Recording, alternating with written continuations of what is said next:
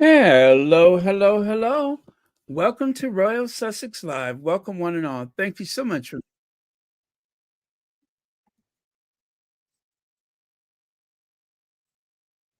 And I don't think we'll be here more than an hour. Okay. Huh. Well, that's something new. Well, we won't bother with that right now, but that's something new. What? Really? Okay. So, fancy. Thank you so much for being here first. Hello to Mary H, Ingrid Soers, Joya Moore, Emma D, Rodney Jackson, and Kathy G, Lydia Washington, Sharon Skinner. Did I say Mary H? Mama Janet, and a bunch of other people. Thank you all so much for being here. Okay. Oh, by the way, I don't think we'll be here more than an hour. Shouldn't take that long. No, really, this time I'm more than certain that it won't take more than an hour.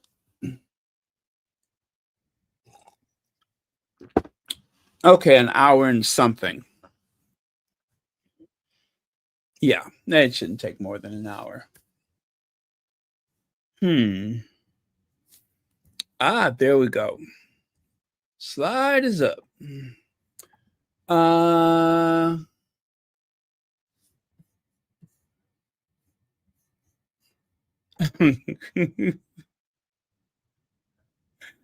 it shouldn't take more than an hour.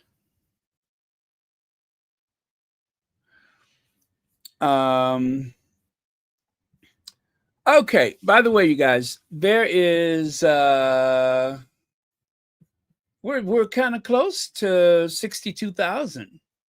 Yeah, we're kind of close to 62,000. So I'm going to keep an eye on it just to see if we cross over that. In the meantime, if you are not subscribed, please do so that we can uh, cross that great threshold from 61,991 to 62,000. And I mean to tell you, it has been dragging. It has been dragging. I have my theories about that. And I think it has a lot to do with this platform pushing those short form videos, which, is their prerogative. But it's not very helpful to me. Oh, looks like we got two more subscribers. Two mo. Got two mo. Well, can we make that four? Four get you five? Come on. If you have not subscribed, please do. It is so important to the survival of this channel, the growth of this channel. This channel. Yeah, it is so important to the growth of this channel. Yes, we want this channel to grow.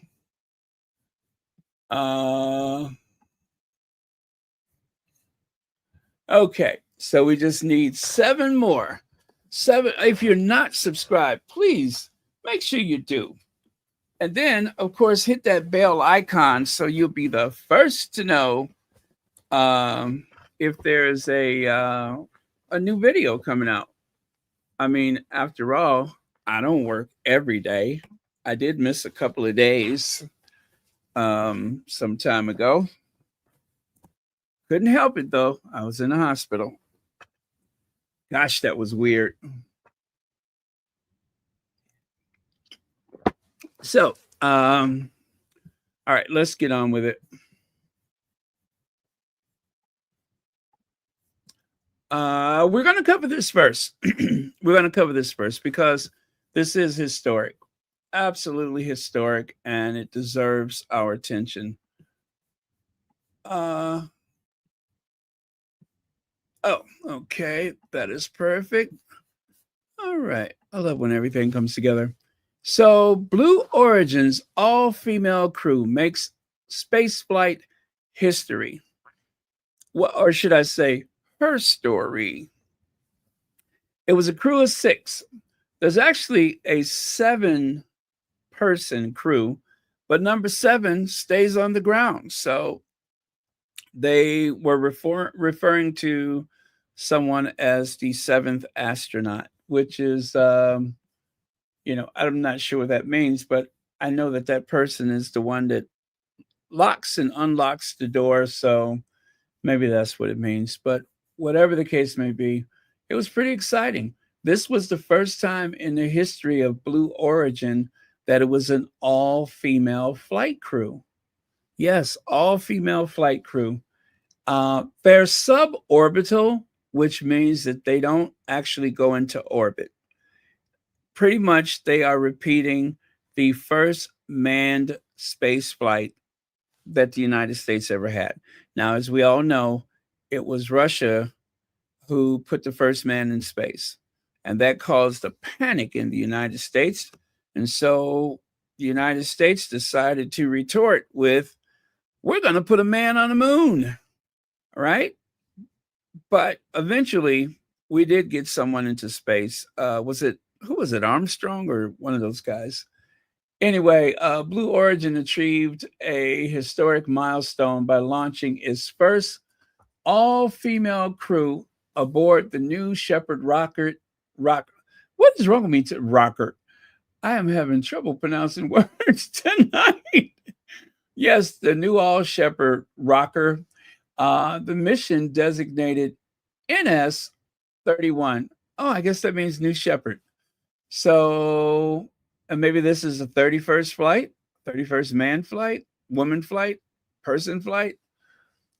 Featured 6 accomplished women: pop star Katy Perry, journalist Gayle King, aerospace engineer Aisha Bowie, and civil rights activist Amanda Nguyen, film producer Carrie Ann Flynn, and pilot Lauren Sanchez. This flight marked the first time since 1963 that an all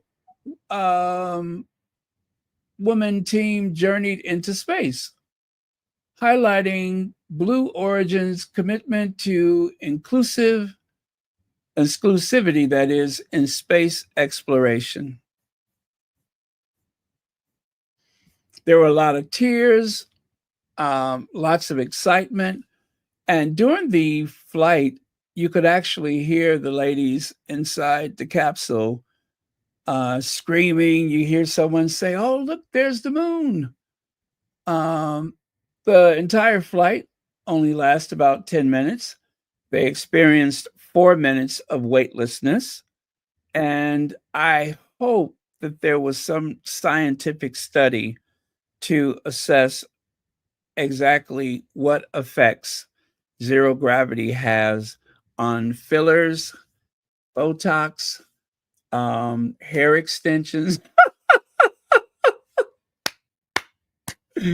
BBLs. I wonder if they actually had some way to measure any changes of mass or density where BBLs, Botox, any other type of filler, fat transfer, cold sculpting. Did they have any way to assess that? And don't even get me started with that Hollywood hair. I was rather surprised that everybody's hair seems to lift and separate. It reminded me of a Playtex 18-hour brassiere where everything just kind of lifts and separate. You know what? Now, see, I would like to see that studied. Exactly what is the effects of a Playtex 18-hour bra in the weightlessness of space? Does it still lift and separate? Does it, you know what I'm saying?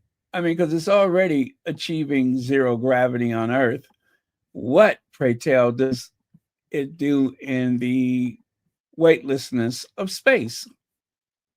See, these are questions that I'm sure nobody else wanted to know. But I'm kind of weird like that. I'm always trying to figure stuff out. But I have to tell you, I'm the same person who stood outside the Sears Tower, which at the time was the tallest building in the world. And I begged the question, what happens when you flush the toilet on the 110th floor? Does it go subsonic, supersonic? Does it vaporize at the end? Most people are wondering what would happen if you drop a penny off of the Sears Tower. I was totally preoccupied with the toilet. What happens when you flush at that speed? Could you imagine? You didn't think about that, did you? I think once you reach a certain velocity that it is clog proof. What do you think? Well, I tell you, it would be impossible for a bowl to back up on the 110th floor. Maybe, I don't know. But yeah, you guys, I'm trying to sort these things out. So if you have any answers for me, let me know. Um, you know what would be really cool? What if you use Botox and filler or Botox filler in the weightlessness of space? How does it look when you get to the ground? I think we should send Ingrid Sowers up there. What do you all think? Ingrid Sowers, I would like to see what she looks like in the weightlessness of space. Because in, regular gravity, she kind of looks like that Hanna-Barbera character, but in the weightlessness of space.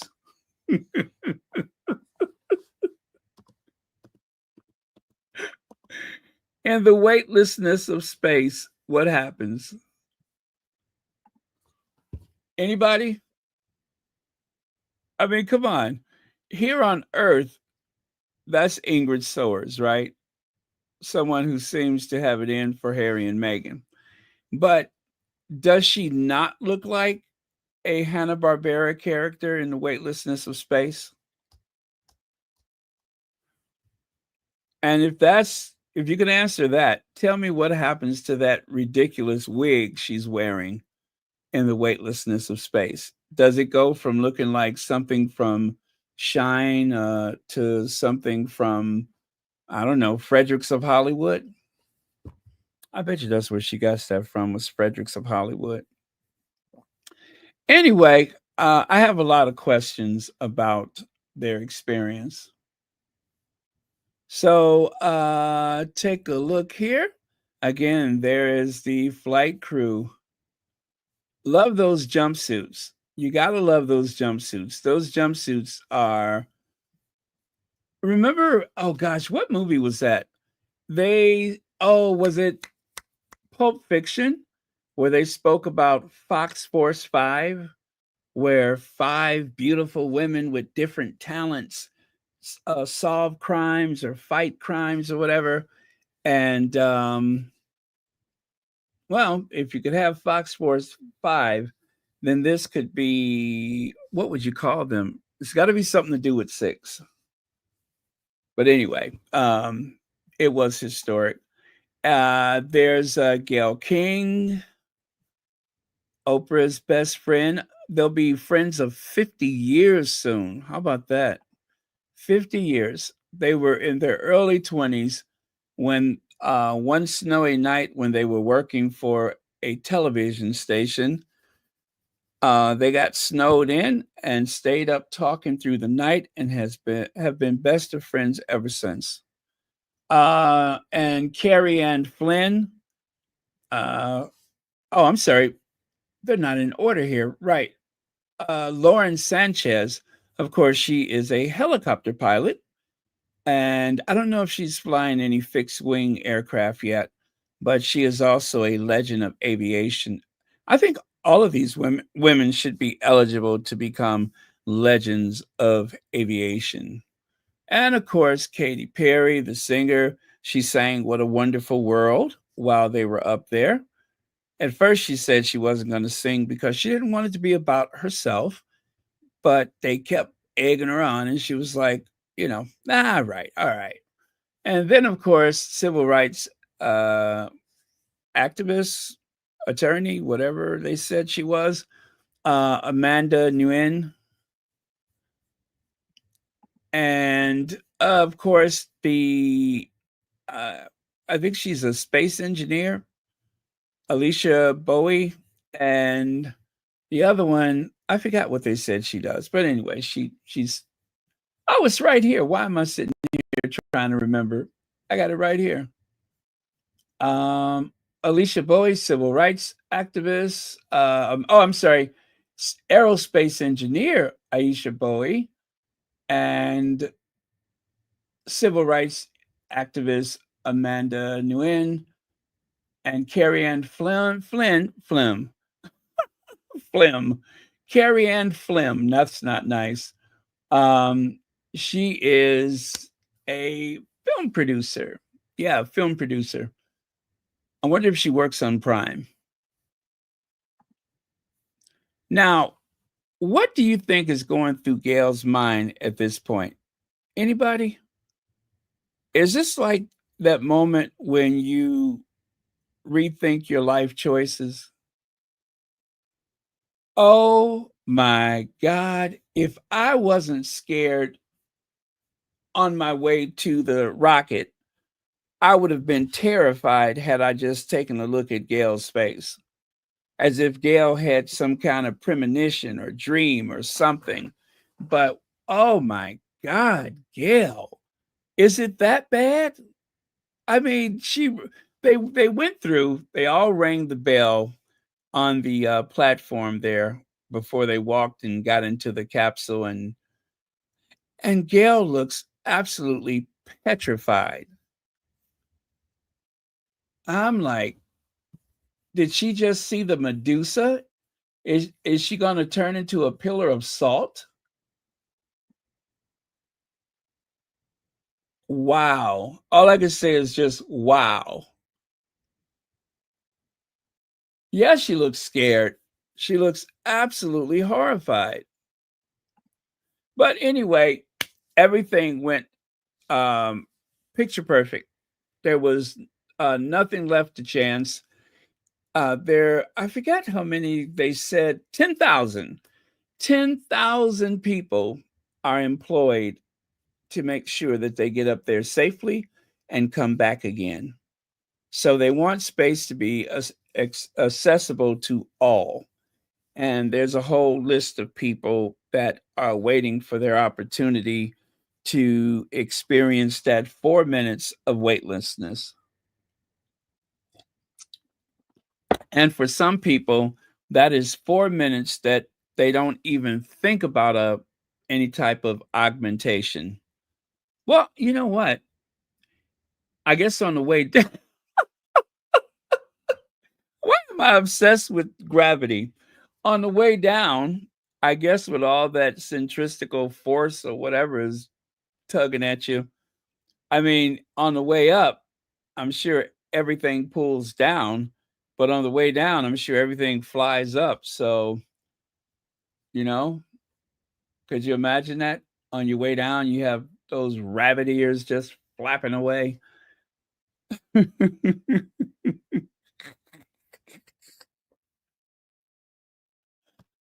What is wrong with me with this obsession about everybody's body parts and gravity? Um, I can't help it. I just have a very vivid imagination, that's all. But then that's why they make Playtex. I don't think an underwire could save you on the way down. Um, now see, this is the day I deserve to be canceled. With all of this stuff going on, and I should be giving them the utmost respect for their achievement. And what am I thinking about? Botox, hair extensions. These women have achieved something today. So I'm going to make sure from henceforth I give them the proper respect. Let me see here. Oh, I got one last image for you. There they are on the left side. That is Elle magazine. They took a pose for Elle. Very nice glamour shot. And then there on the right side, you can see all 6 astronauts. And technically, they are astronauts. Now, Gail King said she was not comfortable with that label, but she's going to try to grow into it. And they all carried something to float while they were up there. And it was very sweet. Katy Perry took a daisy because her daughter's name is Daisy. One of them had a feather. Let me see. Amanda actually had a bracelet, and I believe that bracelet was from a hospital stay. I don't know if it was for her visit to the hospital or some loved one or something like that. I cannot remember, but she took a hospital bracelet, and it's like a confirmation that you're in space and weightless. You float it in front of you, just to to affirm that this object that reminds you of something or someone, something important, will be weightless, and you can look at it and you'll have that to keep to remind you of the achievement. So, wow, how great is that? Now, says here, Lydia says, YND Lane birthday blessings. Oh, we got a birthday today. Happy birthday. And many happy returns of the day. Well, why don't we have a twofer? We will celebrate your birthday with a salsa, and we could celebrate the achievement of the 6 all-female astronauts. Okay, let me grab that. Deserved celebration.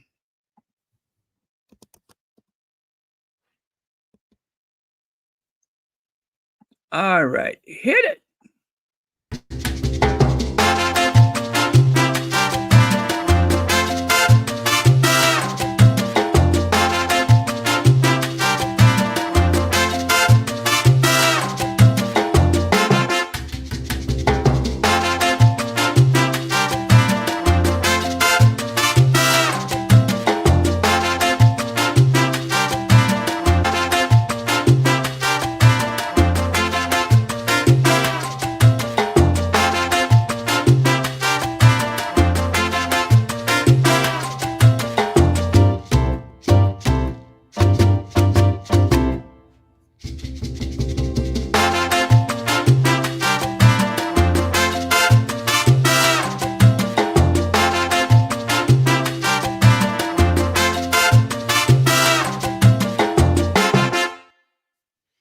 Do you guys think that William has been on the phone with Jeff Bezos? Do you think so? Joan Lawman, thank you so much for gifting a Royal Sussex membership. And thank you for being a member. That is very generous of you. And congratulations to whoever receives, pardon me, that membership. But wouldn't that be interesting? The first royal in space. And the only reason why I would assume that William would get on that phone and try to uh, somehow get his seat, his opportunity, is because he would be terrified that Harry would be first. He would be terrified that Harry would be first. Now, I don't know that William ought to bother because he said some things about spending money in space or about the environment or something like that. Yeah. So maybe he should probably leave it alone. You guys remember that? I do. I certainly do. Let me see. Here it is right here. Check it out. There it is. William Blast Space Tourism. Yeah. He who burns more carbon emissions, fossil fuels, than just about anybody in Britain, is concerned about spaceflight. Prince William slams the billionaire space race and says they should focus on fixing Earth's problems first, in stunning intervention hours after Jeff Bezos sent Star Trek William Shatner into orbit. Imagine that. Now, that sounds like he's jealous, and it also sounds like he himself wants to go up there. And especially since his brother is in California, oh, I bet you that just keeps him up at night. Yep, I bet you that keeps him up.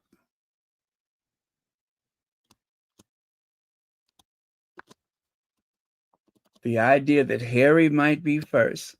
I don't know that Harry would want to bother, but I bet you William would. Where's that other one? Yeah, William in Blast at Space Tourism. Mind your business, young man. Mind your business. Jeff Bezos took his what is it? His book, online book sales. Instead of calling it books.com, he called it Amazon. Started that little business in his garage. Now he's one of the wealthiest men in the world. And while I have my feelings about Jeff Bezos, for various reasons, I do admire the fact that he has had this monumental achievement. But what of Willie? What has he achieved in life? Not much. He didn't even have a regular achievement on his own until he was 40 years old. 40 years old. It took him until age 40 to do something by him. And that wasn't even by itself, but you know what I mean. But it wasn't a concept that he came up with. And also, the other thing that's ironic is he actually named Earthshot. He named it based on the space program. That's where the name comes from. Moonshot. The race to put the man on the moon. So he's trying to use the spirit of the moonshot, where thousands of American scientists, engineers, those ladies from Hidden Figures, thousands of people came together to put the man on the moon. I would not compare Earthshot, which some people call Earth Flop, to something as monumental as that. He's got too much time to think. He's got way too much time to think. Okay, where are we at here?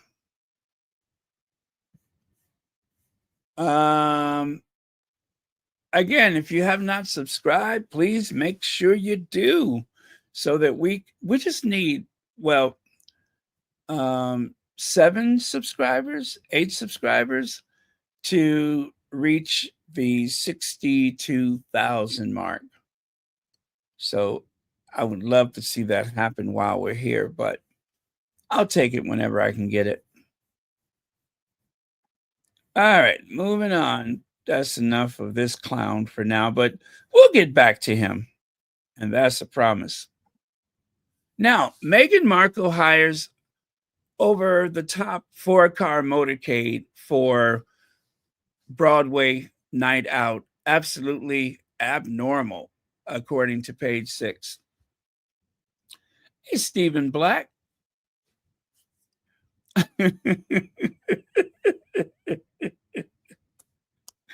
Yes, sleeping rough with a black man. Now, that is William's greatest accomplishment. He managed to cross the great divide to bring humanity together. One small step for Willie, one giant step for peg kind. Yes, one giant leap for pig kind.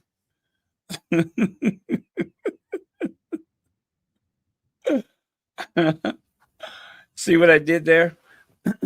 Anyway, um, Meghan Markle hires over the top for you know what, you guys, I am not offended or bothered by this at all. As a matter of fact, it reassures me because it's what the Duchess of Sussex deserves. Meghan is $1 billion industry. And I wish that money was going into her purse, but it's not. Some pretty awful people are making a lot of money and they are generating so much hostility um, that Meghan needs as much security as she can get, especially after that incident in New York last time where so many people tried to downplay it and tried to have a good laugh at the Sussex's expense. But we know it happened.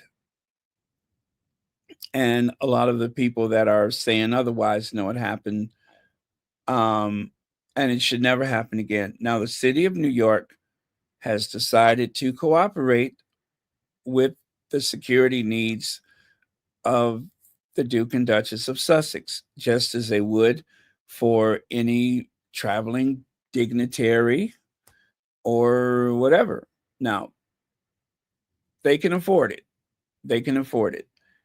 And if that is the case, why not do it? Because Harry was out of the country.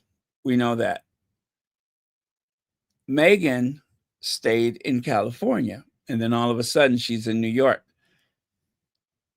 That night that they had that horrendous chase through the city, most people came to the conclusion, at least most of the squatties, that they really wanted to photograph the children.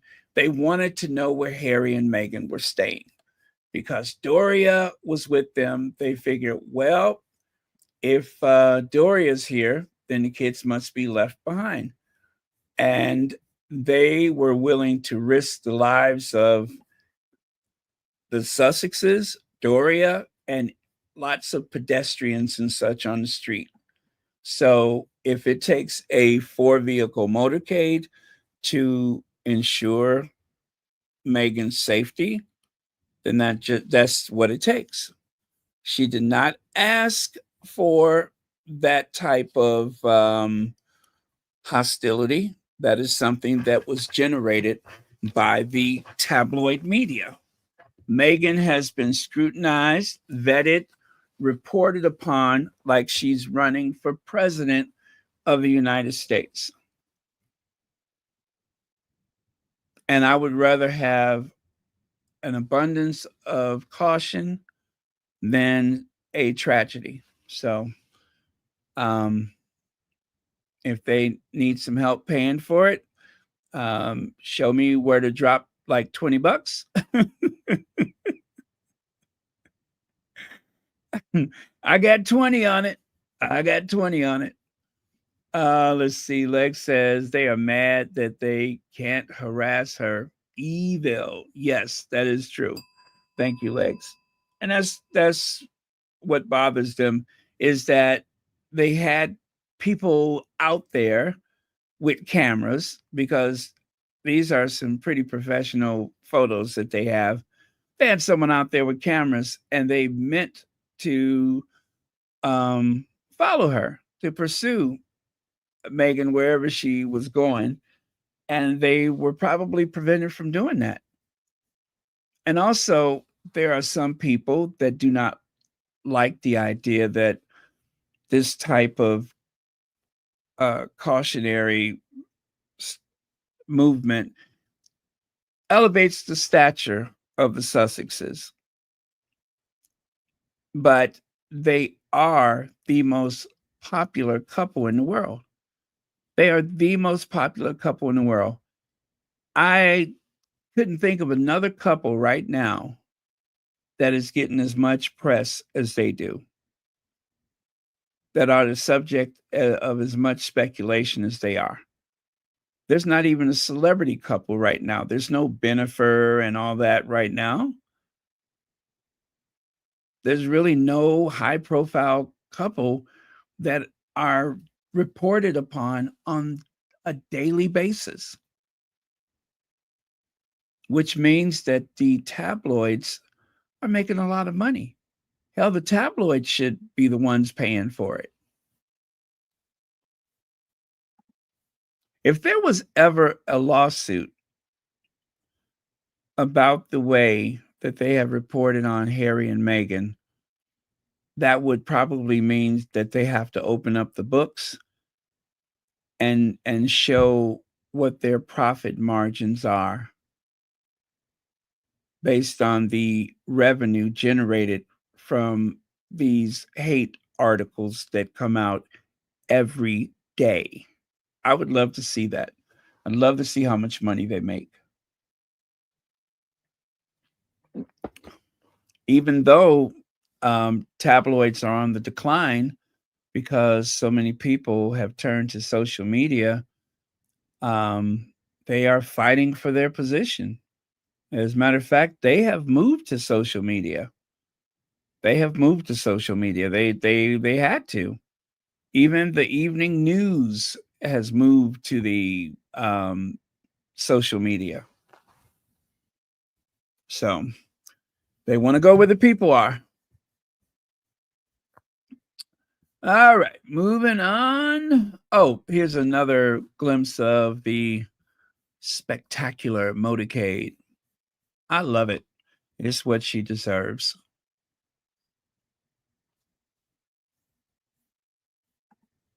Notice that they don't want Meghan, Harry, or their kids to have a soft life or opulent.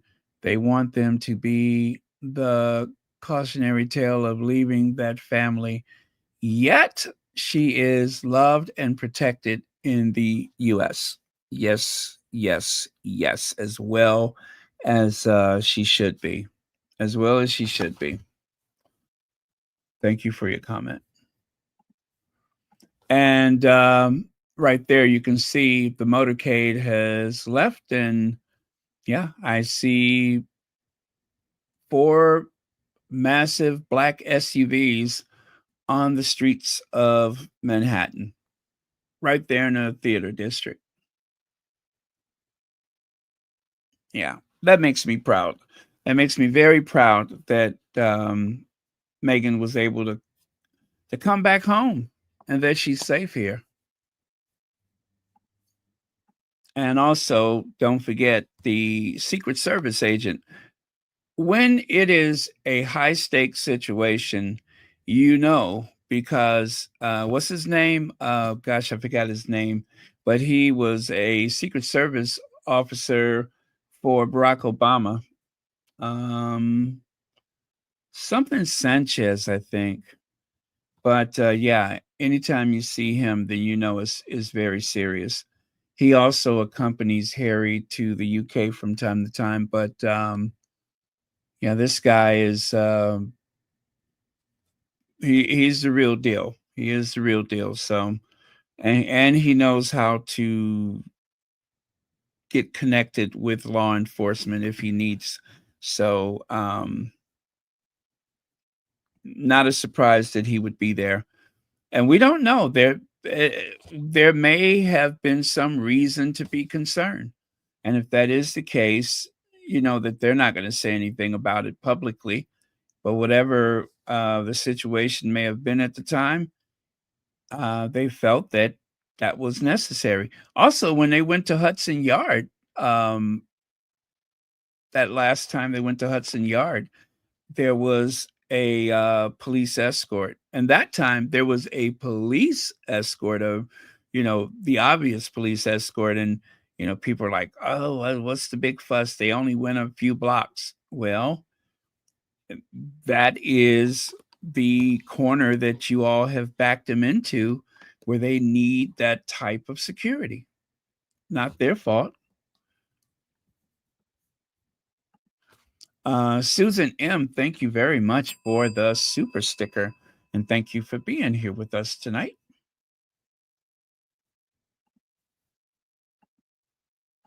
Oh, Rory McIlroy, won the Masters, but a lot of British media are more focused on the fact that he was a friend of Meghan in 2014. Interestingly, when Rory posted this in 2014, not one person asked who Meghan was. The majority of the replies were from men saying how hot M is. So they knew who Meghan was. If you go to that post, and it's still up, by the way, um, it's from 2014, and I just looked at it today. It is still there, and you can see where all of these comments about the beautiful lady in the photo with him, they certainly knew who Meghan was at the time, and there wasn't much attention said about him at all. Just, wow, Well, there were some congratulations for him, but um, you get the point. And as you can see, Meghan is absolutely soaked. They were doing the ice bucket challenge. I almost forgot that that was a thing, but it was the ice bucket challenge.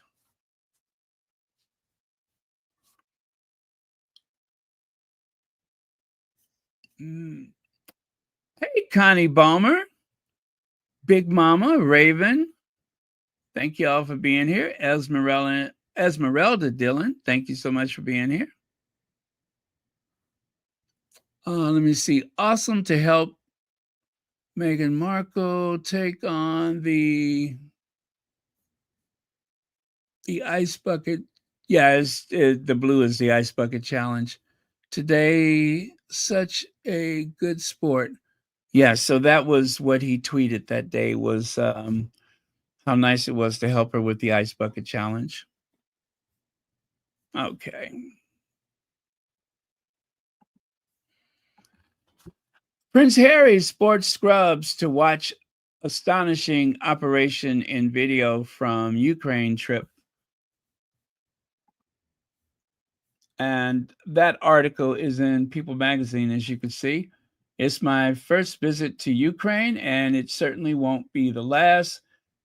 The Duke of Sussex said Prince Harry suited up in scrubs to watch surgery at a center caring for victims of war while visiting Ukraine with a delegation from his Invictus Games Foundation.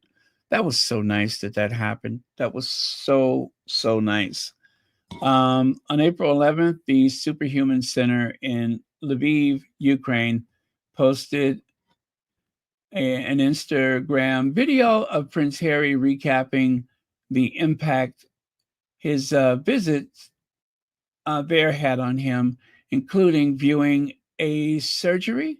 The Duke of Sussex and founding patron of the Invictus Games visited the state-of-the-art medical center last week to see the leading support and rehabilitation service being provided in a country actively experiencing war. Yeah, and that place, I mean, you can see everything is like brand new. Uh, and what's so cool about it is like one-stop shopping. You can get reconstructive surgery, rehabilitation care, um, and some other things, counseling, I'm sure. There's all kinds of services there, and it is as far west as they probably could go, seeing that most of the conflict is in the east. But in spite of that, they have been targeted. So it wasn't actually 100% safe for Harry to be there. However, that probably wouldn't have stopped him. So cheers to Harry for that.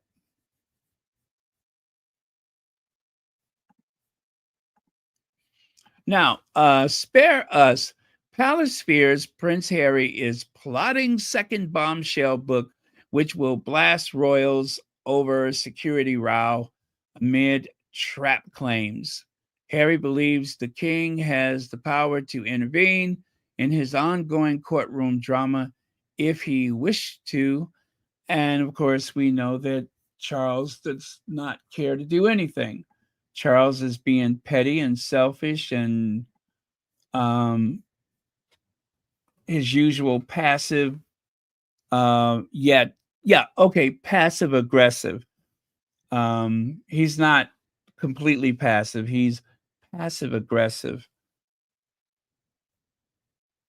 And so, of course, this comes from a Buckingham Palace aide. I could imagine which one. Or was it someone else from Buckingham Palace? Huh? Who do you think that could have been from Buckingham Palace? Hello? Is this the Daily Mail? Senior Royal here. Hello? Hello? I said, see here. Hello? Senior Royal here.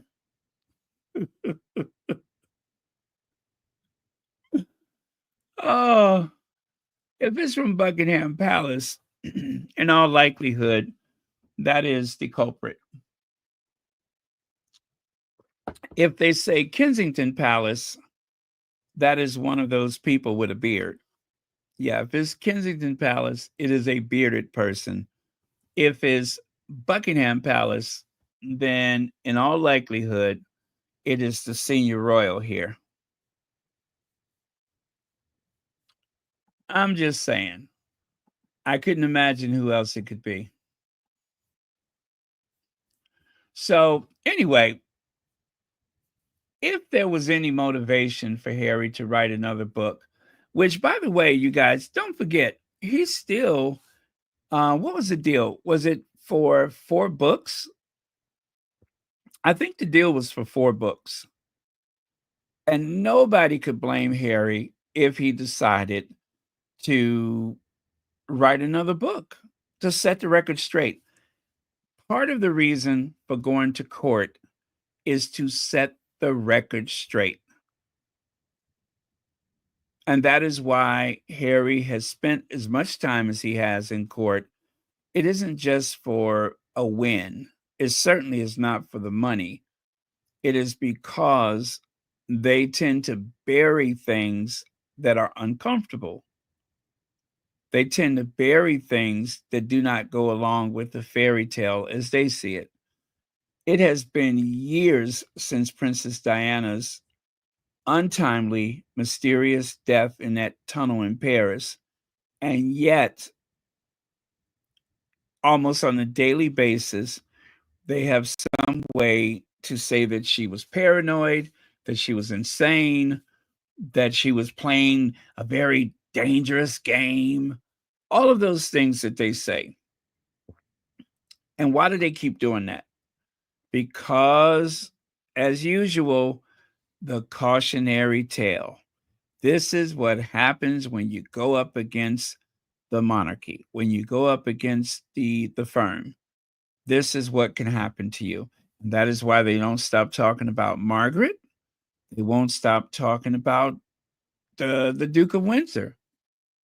They got to keep it going. It's not as though they make a lot of money from the books that are written. They really don't. Those Royal Rhoda people, when they turn author, most of them do not make a lot of money. Those books are like an official record of the performance of the individual members of the family. That's the only reason why they do that, is so that in the long run, it will help sustain the monarchy. Is to try to humanize them and make them seem like these tragic characters that through faith and being ordained by God, they were just put in these positions and that they sacrificed everything for king and country or queen and country. Oh, by the way, you guys, I want you to know my eye is just fine. You know, I had a problem with my eye yesterday. It is not tender at all. It is not red. whatever that was drained away, and that's the end of it. Totally, it looks supernatural today. Um, I don't know how, like within hours, I had that bump, but now it's gone. So praise the Lord for that. Well, it was the eyelid, not the eye. So let me take a look at a couple of your comments here. Isby says, what says you are guilty is encouraging or contributing to the treatment of Harry and Meghan more than you screaming a second book tell all. Yes. Thank you for that comment. Let's see. It's a Beautiful Life says, but the real truth had not been aired out in any of those courts, even when he won. If he doesn't win this either, the same will happen. No real facts. Others will spill what he doesn't have to. Well, that's not completely true. There were some things that came out. It is a part of the permanent record, but when Harry testified that time, against the what was it, the News of the World, when he was actually on the bench and he testified, if you go back and read that transcript, it was very telling. Harry said publicly things that he had never shared before, especially about the phone hacking. Now, everything that he said was a matter of deduction, should I say? Like, if you're, well, not really. There was physical evidence, like someone put a tag on the car, a tracer on the car. That really did happen. But yes, there was some physical things, but so much of the evidence was destroyed when they deleted, purged, tore out those servers and everything at the News of the World.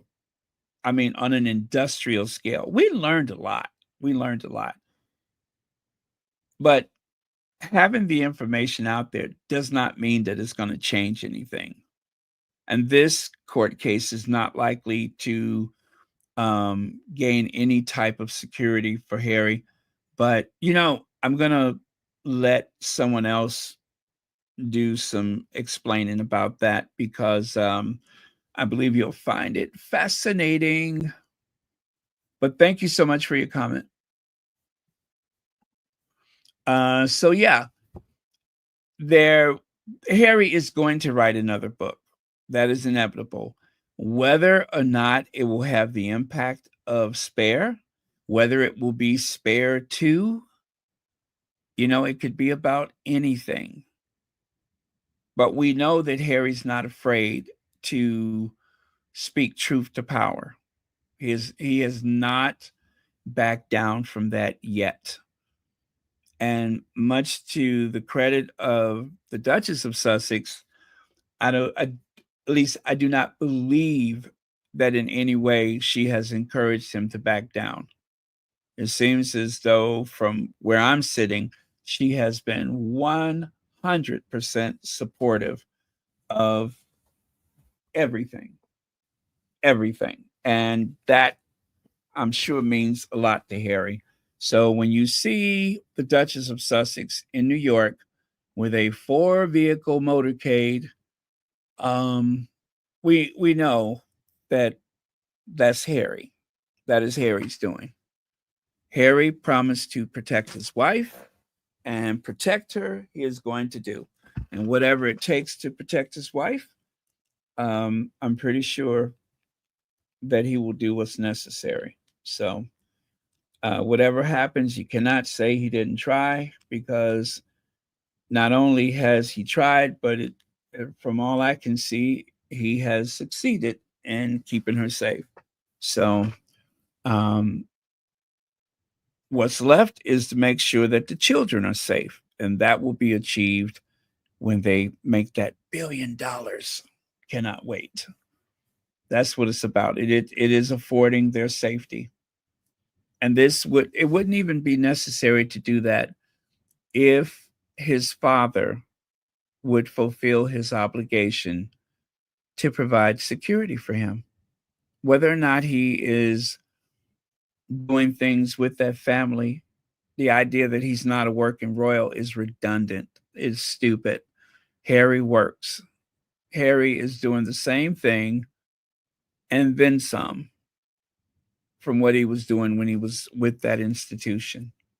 Several times you hear people say, the first royal to do this, the first royal to go there, because he's still part of that family.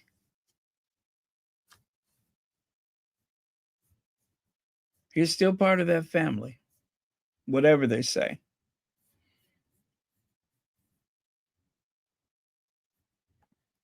Okay, let's go here. Harry says, royals tried to trap me. Shock new attack on his own family, they said at the Sun. They accuse him of attacking his family, but he's the one who's been attacked. They have been attacking him. They know, but they won't admit it, but they know that the briefing and the leaking on an industrial scale. Kensington Palace literally went to war against the Sussexes. Charles and Camilla went to war against the Sussexes. And if they feel like they can't get to Harry, they do everything they can to go through Meghan. But they have gone to war. They even went to war against an infant child over a name. Over a name. That could have caused some deranged individual to do God knows what. And it did not matter, because they can always hide behind it's in the public's interest. Everything that they have done is in the public's interest. Whether it's speculating about the survival of their marriage, speculating about why the kids are not seen in public, whatever it is because of the public interest. The public has a right to know.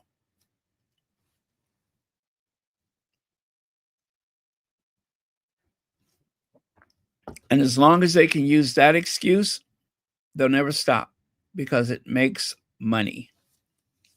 I just want Harry and Meghan to get a larger portion of that money. I'd rather those other people didn't make a dime. But they didn't ask for this, but it's what's required to keep them safe. So now they're making money, and they're trying to destroy that. They're doing everything they can to prevent them from making money. They don't want people to work with them. They don't want them to make money. They certainly don't want them to be popular.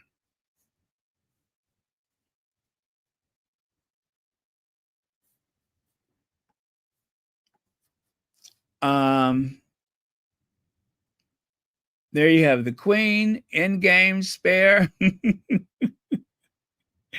You know what I love too is that in the bookstores, it's hard to miss Spare. It's hard to miss Endgame, because wherever there's books about royals, there's going to be Spare and Endgame.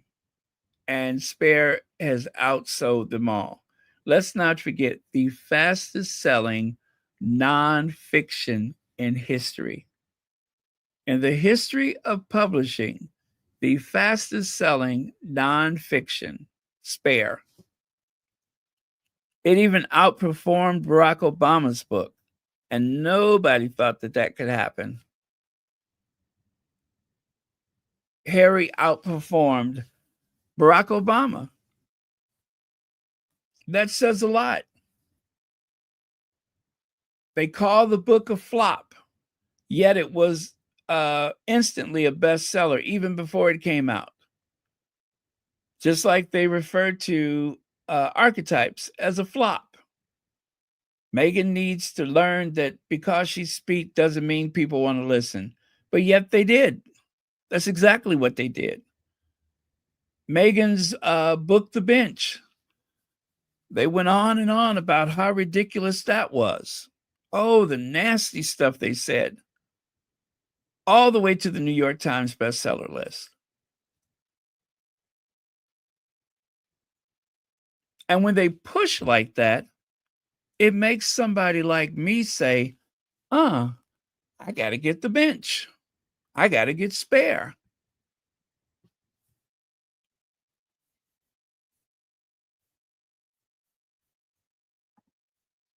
Oh, there we go.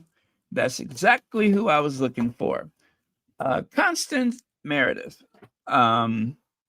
Let's hear what she has to say about it.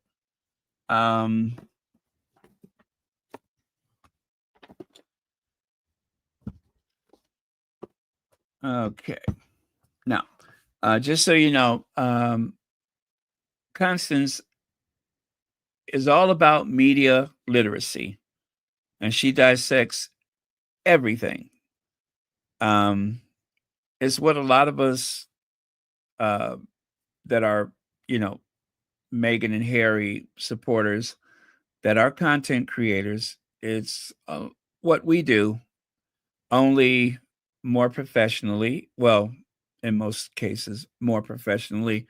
And she has the credentials to back it up. Let's say that. And she has the credentials to back it up. Ironically, one of the biggest Sussex haters, Gums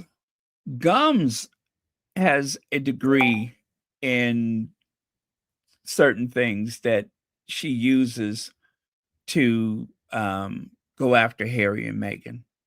So it's kind of like a yin and yang thing. So I know some people do not agree with Constance sometimes, most times, or whatever.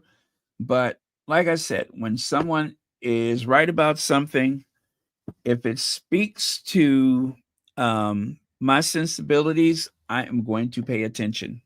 So let me go ahead and grab that.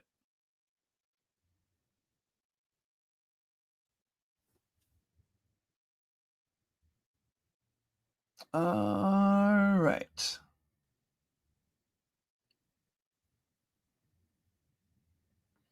Although I don't think that I don't think Meredith got one of those gift boxes. I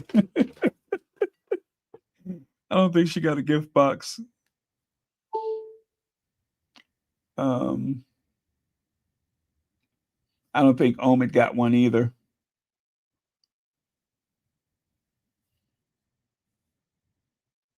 Okay. Is that where we want to be? All right. Yes.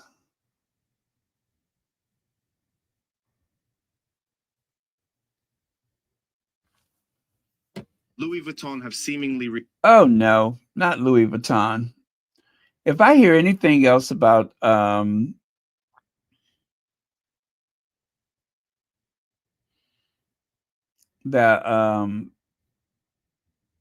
direct quotes from Prince Harry about what happened in the private.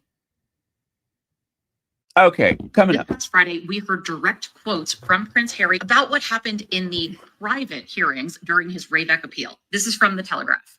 Prince Harry, police protection was withdrawn to trap me. Here's the subhead.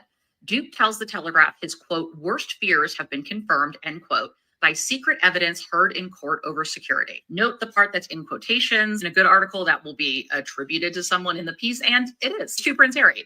In fact, this headline, this subhead, does a very good job of summing up what the piece is about. I'm not surprised that if Prince Harry is going to talk to anyone at The Telegraph, he'll talk to Victoria Ward. First sentence.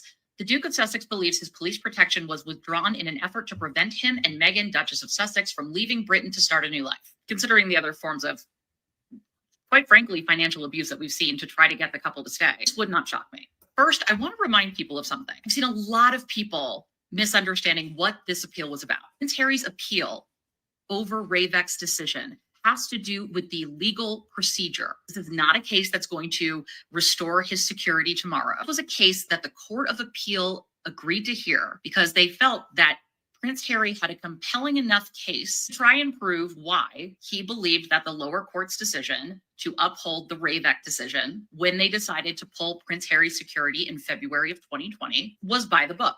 Another phrase you might have heard a lot last week is bespoke agreement. Ravek decided that instead of applying the same practice that they do to everyone else when it comes to security, including an RMB or a risk assessment, they would give Prince Harry a bespoke agreement since he was no longer a working royal. Which there's one argument that it doesn't matter if he's working royal or not, he's still a target. The other is if working royal matters so much, then why did Ravek decide to continue Prince Andrew's security after he was basically forced by the public to step down from his duties? Yes, that changed around 2022, but then his brother Charles started to pick up the bill. We're going to get into that later. Another one of Harry's arguments is that bespoke doesn't mean better. Back to the article, quote, a bespoke process created for the Duke and his family requires them to give 30 days notice of any plans to travel to the UK, with each visit then assessed on its merits before a decision is made on whether to grant protection. Because, you know, famously, anyone that would want to harm the couple would obviously be like, oh, wait, oh, they're coming here for a polo event. Oh, never mind. Sorry, I thought it was something else. Plus a 30 days notice, so 30 extra days for this information to leak out to the media about their planned trip. As we know, Ravek is made up of members of the royal household. Here's another quote from the Duke. People would be shocked by what's being held back, he said, adding that his worst fears have been confirmed by the whole legal discourse in this case, and that's really sad. Let's get into what he might be talking about. And for that, we need to go back to the Sandringham Summit. Another thing Prince Harry takes issue with was one of the people who was in Ravek to help make the decision to pull Prince Harry's royal security. That man is Sir Edward Young, the former private secretary to Queen Elizabeth II. You read Spare, you remember he was a pretty busy part of that meeting. In January of 2020, Prince Harry was blindsided to learn that it was an in or out situation. That's what was being presented from Sir Edward Young, Prince William's then private secretary, Simon Case. Prince William obviously was also there, and then Prince Charles, whose private secretary is Clive Alderton. There will be no half in, half out. You can't go live in a Commonwealth country. You're going to stay or you can go, because they expected Harry to blink, but he didn't blink. And then just 1 month later, despite the fact that they had agreed to a transitional 1-year period for the Duke and Duchess to get on their feet and get settled, Ravek just pulls Harry's royal security. Here's a little video. I never thought that I would have my security removed because I was born into this position. I inherited the risk. So that was a shock to me. That was what completely changed the whole plan. So you, as Prince Harry, Yeah. are going to have your security removed. Yeah, and I even wrote letters to his family saying, please, it's very clear the protection of me or Archie is not a priority. I accept that. That is fine. Please keep my husband safe.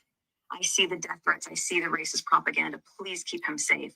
Please don't pull his security and announce to the world when he and we are most vulnerable. At that time, they are in Canada.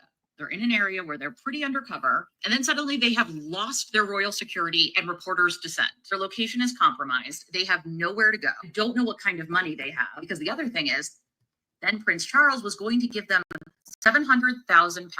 According to reporting from Byline Times, that was rescinded, unless they agreed to drop Christian Jones's name, who worked in Palace Comms for the Sussexes and the Wales and would stay on for Prince William, from a suit alleging a cash for leak scandal involving information about the Duchess of Sussex, which, if you pull all the threads, also eventually involved the person who broke the scoop about Meghan and Harry leaving the UK to begin with. It was because of Tyler Perry, who said, come use my house.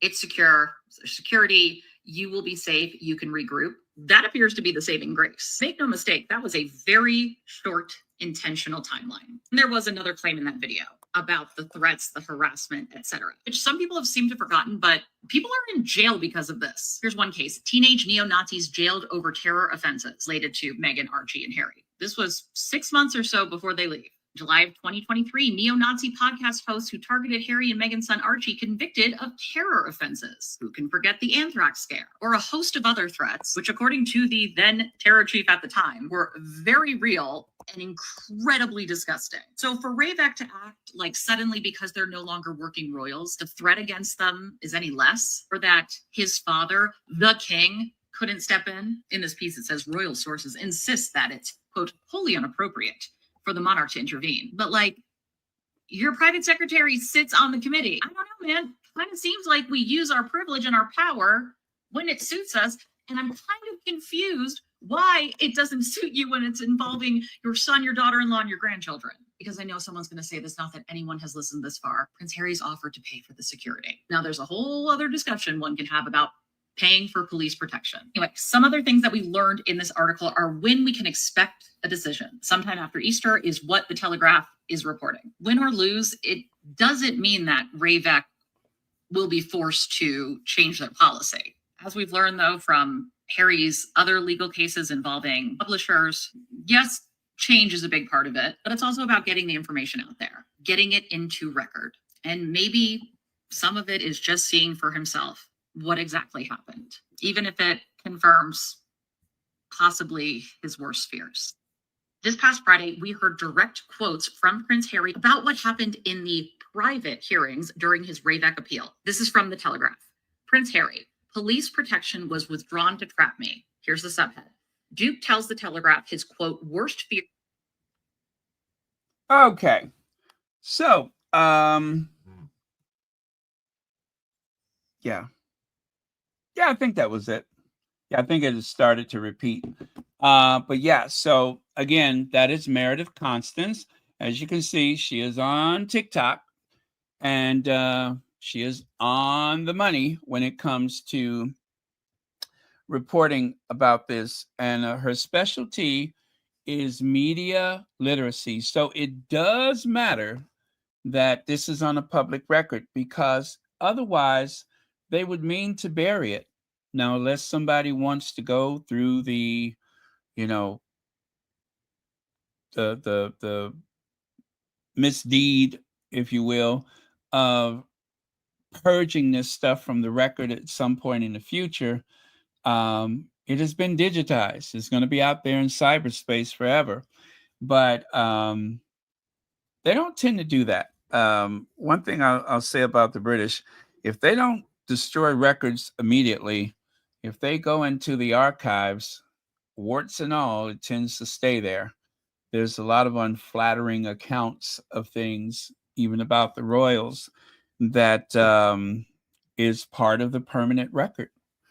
Like the way they wanted to euthanize, who was that, George V, so that it could reach the newspapers at a certain hour. I would think something like that should not exist, but it does. So we may not see it in the present, but in the future, if there's a chance that it can make a difference, then we just have to have faith and hope that it will make a difference. Because what's happening right now may be something that will benefit Archie, Lily, George, Charlotte, Louis, and of course the York's grandchildren.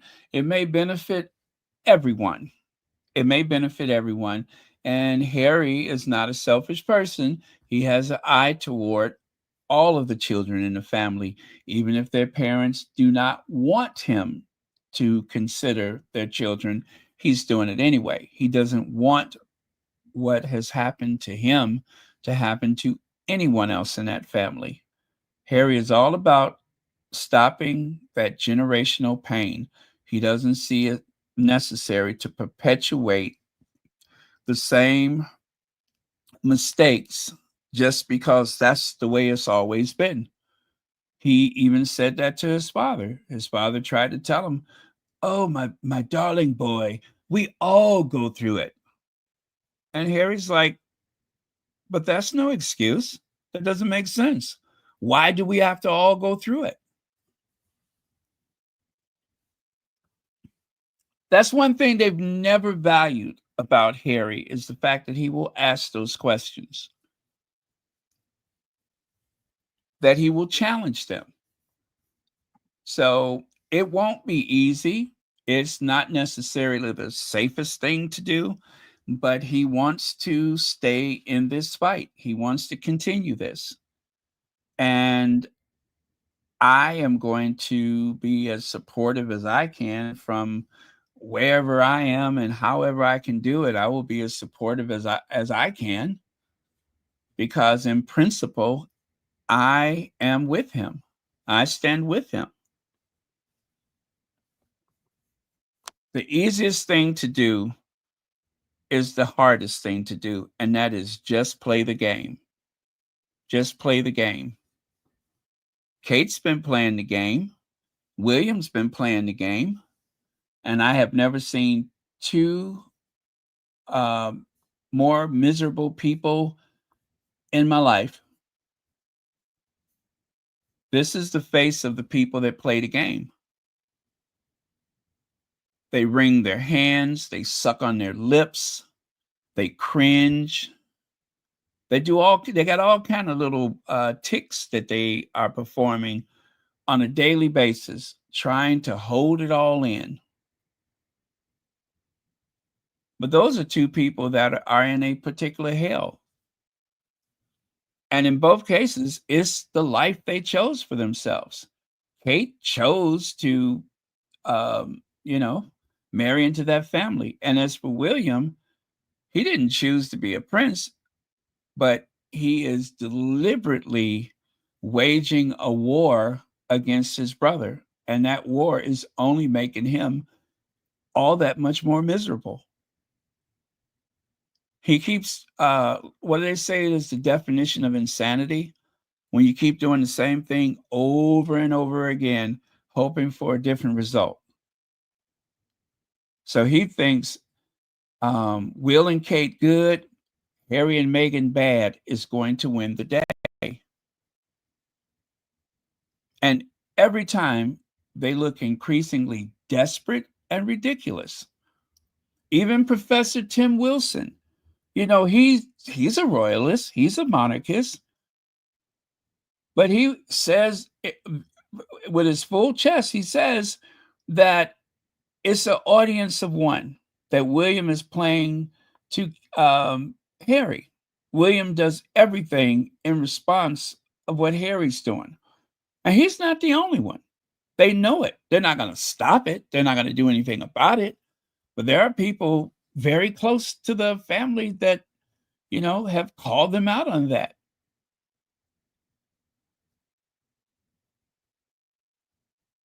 But when William takes the throne, there's going to be a lot of people nervous about that. They were afraid for Charles, but William is the real panic.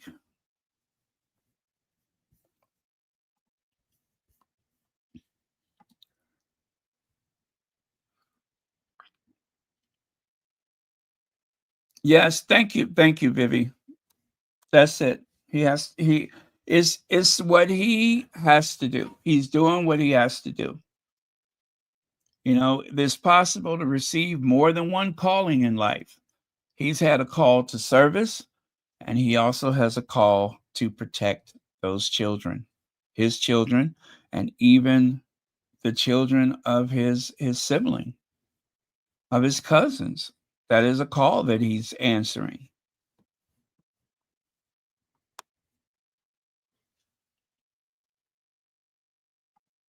Thank you, Esmeralda. Hey, soul brother. Yeah, money talks. Money talks. And they have some very, very impressive people. I'll say very impressive people that they have partnered with, that they are in business with. That they're not hanging around a bunch of flighty people. They're making all the right moves socially and financially. Whatever the tabloids say, that is just wishful thinking on their part. But they have been very shrewd about how they spend their time.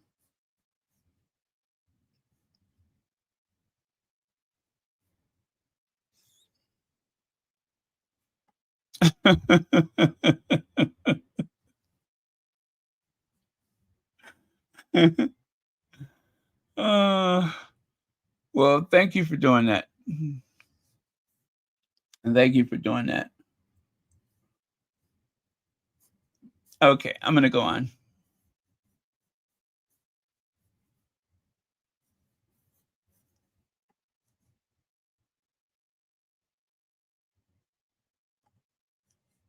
All right.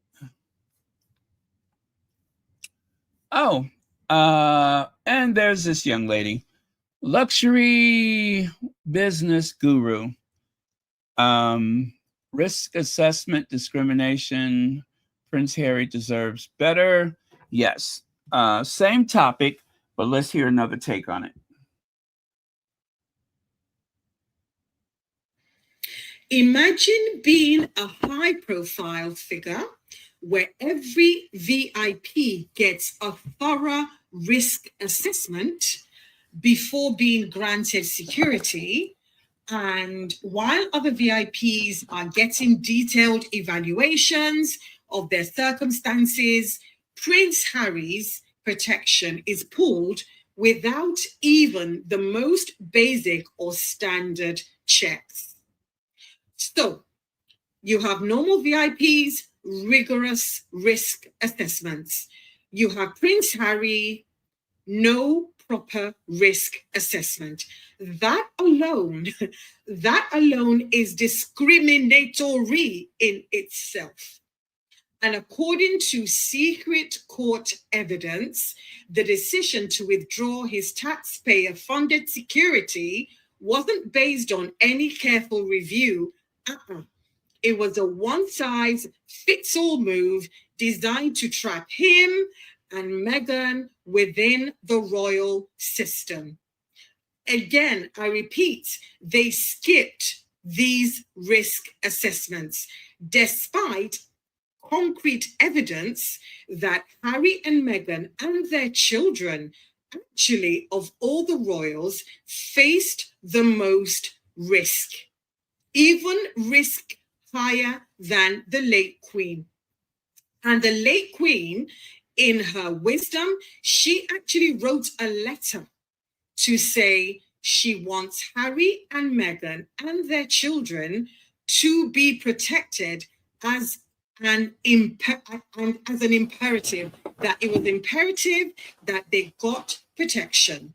But no, RAVEC, which stands for Royal and VIP Executive Committee, they decided on their own to withdraw security. Not just that, Harry decided, okay, I want to pay. Let me pay so we can have the level of security that we deserve. But oh no, they wouldn't even let him pay. That to me is dastardly. That to me is sheer wickedness.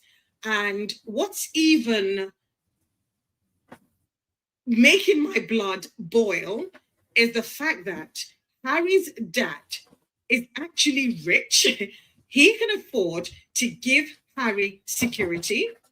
On his say-so, people will give Harry security. But oh no, he's decided not to give him security. Instead, he's decided to give non-working, taxpayer-funded security to his brother. And we know that this was the same brother that they paid £12 million to. They paid this brother's accuser, credible accuser, I might add, they paid her £12 million to go away. And people wonder why many more people are calling for the monarchy to be abolished. Because in my mind, I'm thinking, if you can treat a family member this way, you don't care about us. You do not give two hoots about the likes of us.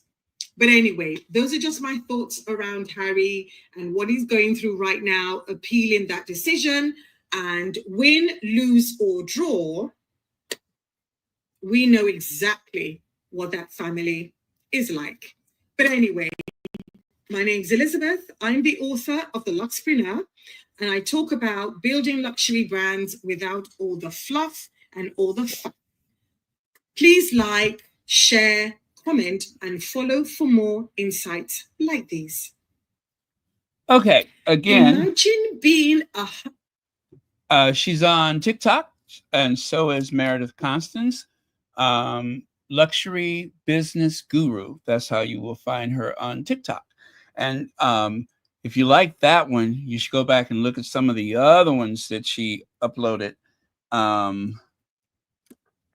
She's very good. So, and thank goodness for people like this that speak out for them.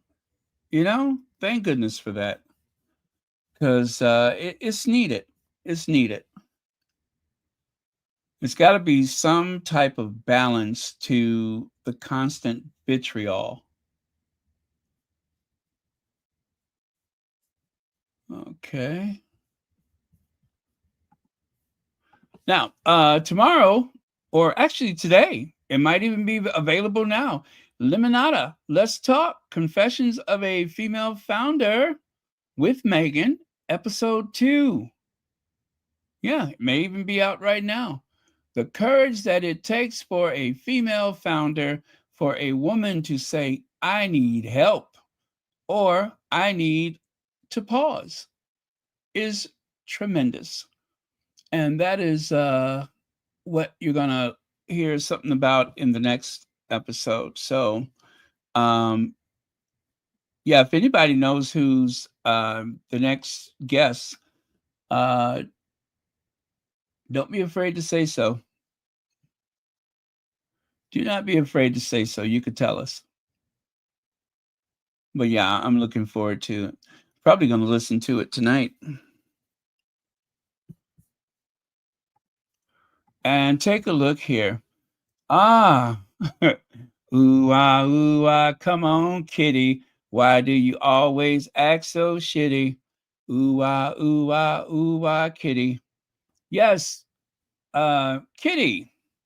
It's all about Kitty. Now, one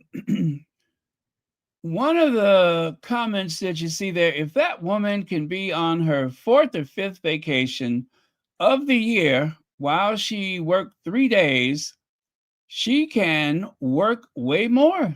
I mean, she should work more. Her whole luxury life is made possible by taxpayers. It's a disgrace how she only cares about the money and not her duty.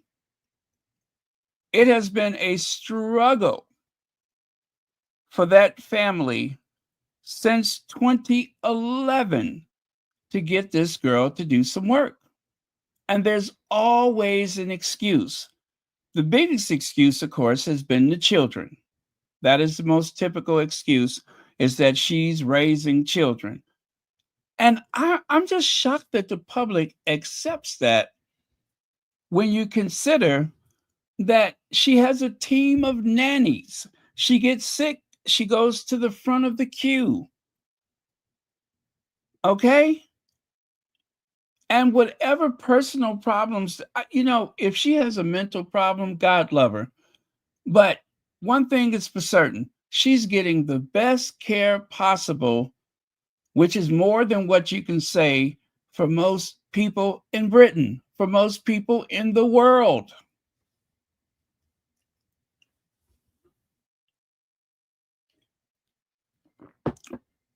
And they have the nerves to get so unhinged. Back off Kate. Leave Kate alone. Everybody's picking on Kate. I almost dropped an F-bomb. But everybody's picking on Kate. Does it matter? Kate has an army of people that push back. You see, if one was to make the argument that Charles would upset the taxpayers if he paid for Harry's security, Charles is a slumlord, And they managed to spin their way out of that. And I don't mean spend, I mean spin, like spinning a top or spinning a plate. And how did they do it? The Royal Rota. The Royal Rota is capable of making some of the worst realities not so bad, not such a big deal, or even acceptable. Wasn't it the Royal Rota who made it okay for an adulterer to have their second wedding, except they called it a coronation? She wore white.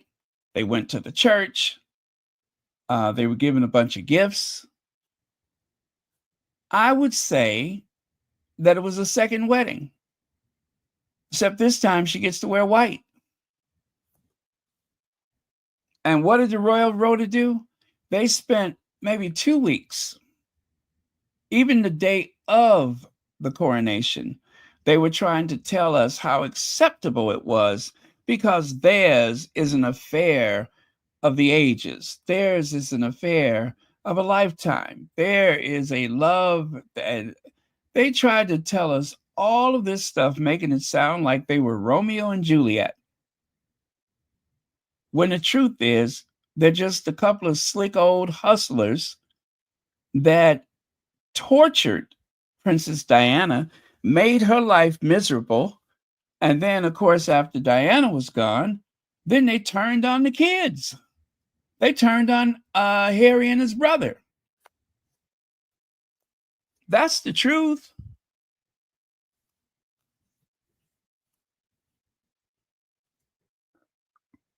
And now they're doing it for Kate.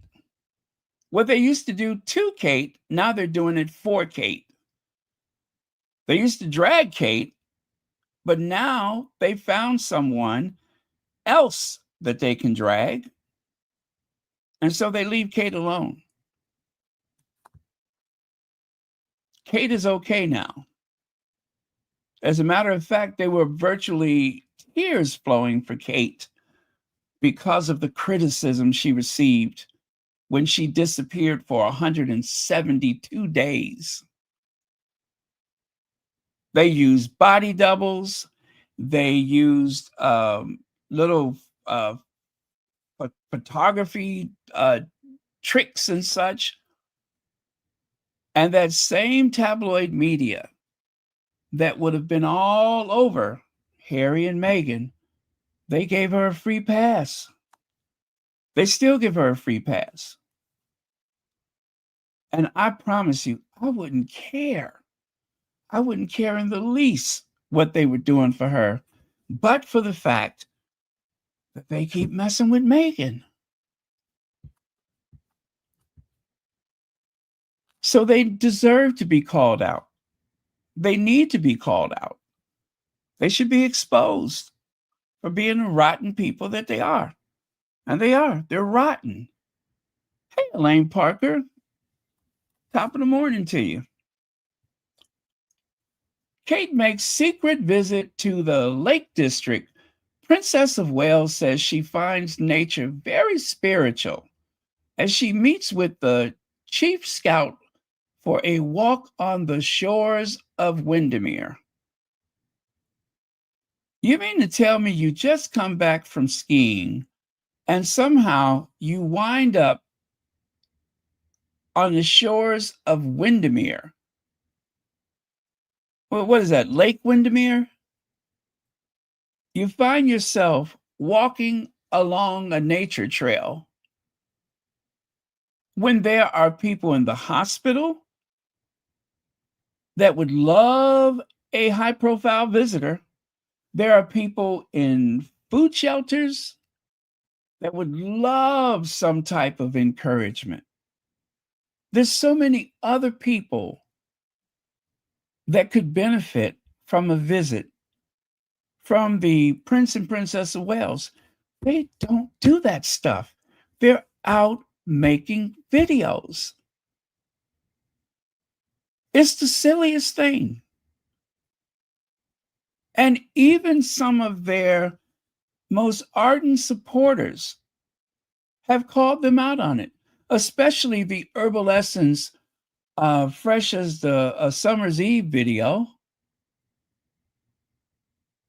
That was like the most offensive of them all.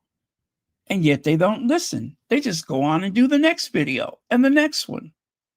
So you come back from vacation and then you take a trip to Wales so that you could walk in the forest and be seen with children. Of course, there's children. Why did that happen? Is it because of Meghan's evening on Broadway? Is it because Meghan posted a photo of herself as what, a brownie girl? Is it because Meghan and her children have been cooking and baking and all that kind of stuff? I told you guys she was going to come back with something. But I didn't know there was going to be a vacation in between. I didn't see that coming. Elaine Parker, thank you so much for the super sticker, and thank you for being a member of Royal Sussex.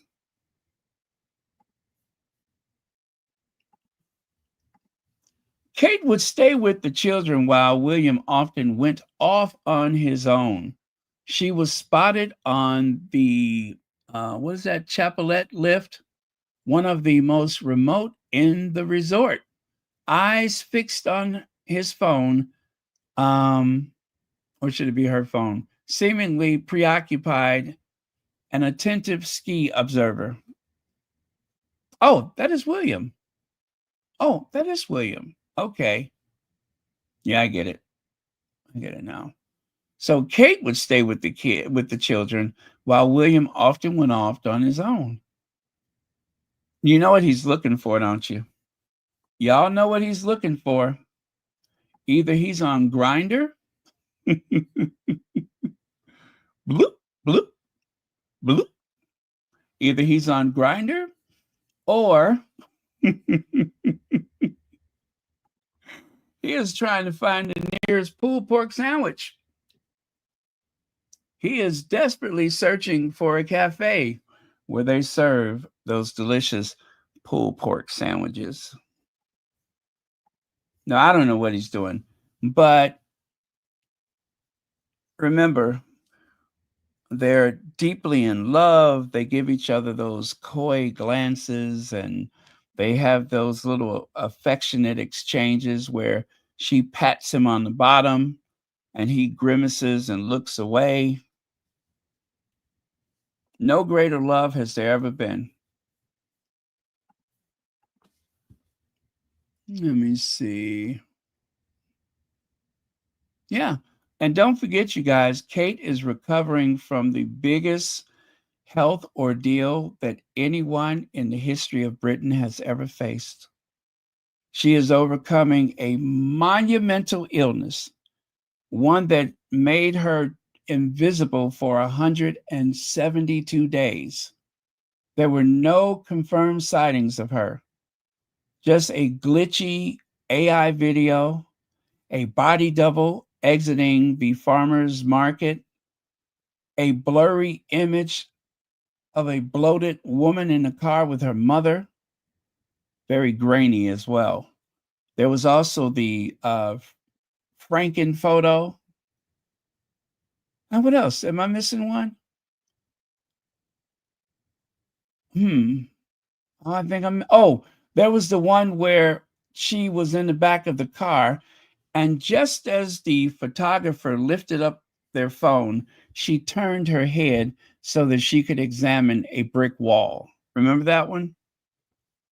Even though you could just keep clicking pictures until you get what you want, she turns her head and looks at a brick wall. And don't forget, they said that day, William was going somewhere. I forgot what it was. And he dropped off Kate on the way. They have a fleet of vehicles, right? They have drivers. They have helicopters. They have nannies, butchers, bakers, and candlestick makers, but yet it was just so convenient for William to drop her at an appointment and for him to continue on, just like any other couple in the UK would do. Seriously? Shelly L., thank you so much for the super sticker, and thank you for being a member of Royal Sussex. And then, of course, on the heels of these photos, my God, look at Kate's arm. Look at her arm.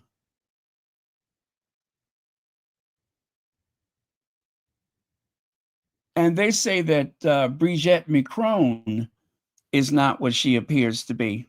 This is the one they ought to be looking at. This one. Look at the size of, look at those guns. Look at her arms. Jesus. I see why Meghan stepped back.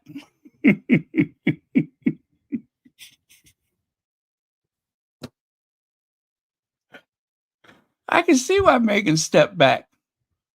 Yeah. I guess it looks one way in a photo or on television, but if you're in the same room, that's intimidating.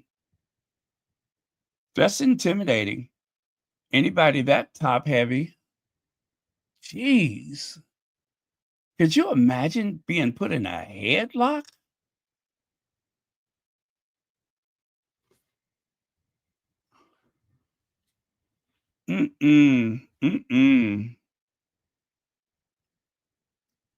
Wow. That is massive. That's scary.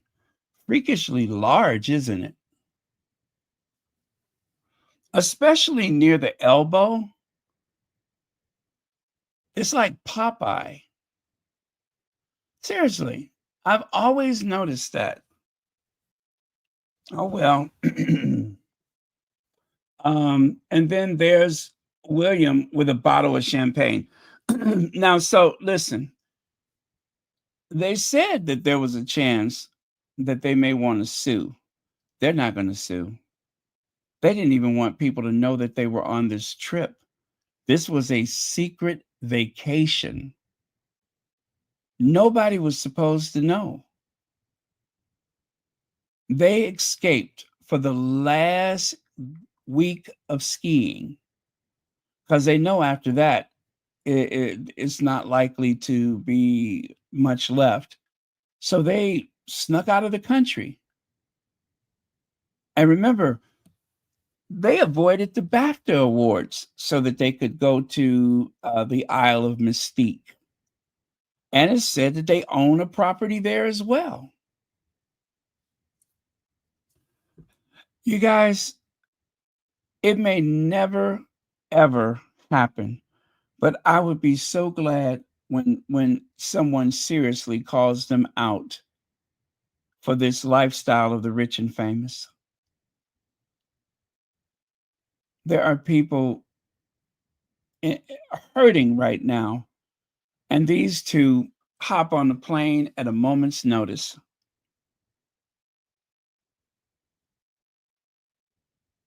If he wants to solve some problems, what about the homeless? Has he given up on that?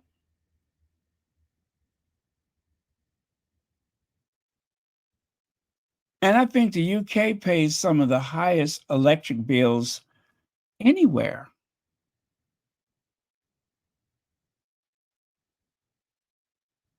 I mean, people need help. And they just jump on a plane and take another vacation. No, it's the real thing. It's the real thing. March Magazine, they posted this. They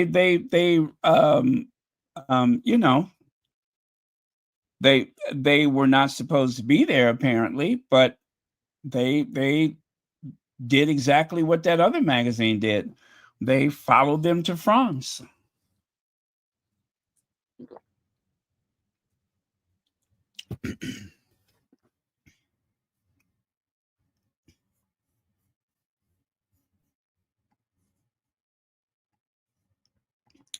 So there's Kate with her nature walk.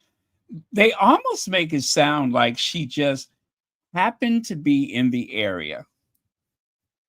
She just happened to be in the area.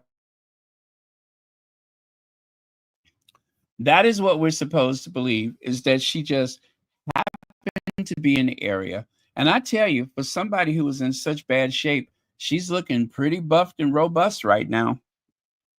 Enough that she could actually go back to work full time.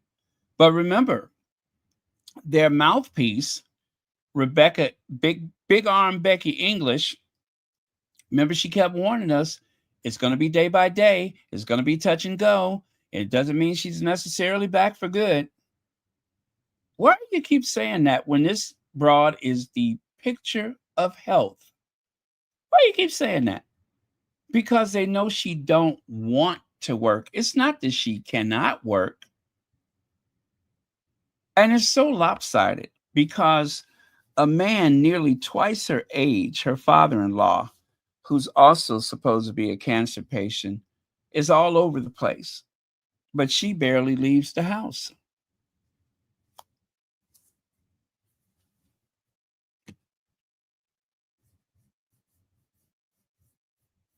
And I'll tell you what else I've noticed. Looks like somebody's gotten over their fear of black men, haven't they? Someone has gotten over their fear of black men. The Princess of Wales reveals intense emotional connection on secret visit. Why was it such a secret if we're talking about it? And what is this intense emotional connection?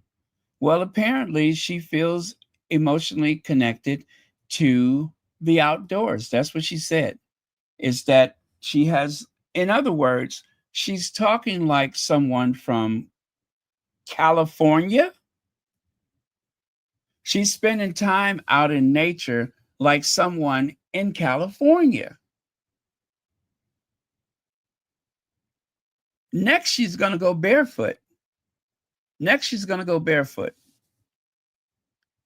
She lives, as far as I know, they don't have a property in Wales, do they? I know they own property there, but they don't live in Wales. They rent property there. But she just happened to be walking in the forest, and she just happened to run into a black man. See there? A special film with scouts on the power of spending time in nature. And there, Hello Magazine, the Princess of Wales has spoken about her spiritual and meaningful connection with nature, following a recent visit to the Lake District last month with scouts to watch full video in full. Well, anyway, head to the link in the bio. So there she is, walking in nature, smiling and grinning, acting like she on that stuff, and over her fear of black men. Well, you know what? It's better that she smiled, because I'd rather see her smiling than with that big dumb look on her face like she has right there. Because right there, she looked like she's kind of soft in the head. So either she's smiling or she just kind of looks silly. Yeah, so she's probably better off smiling. Because if she just goes straight, then it looks weird.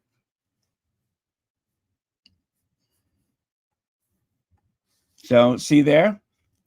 There was a time when she seemed to be terrified of black men, as evident by that weird thing with LeBron James, the way she cringed and shrunk away from him. Remember that?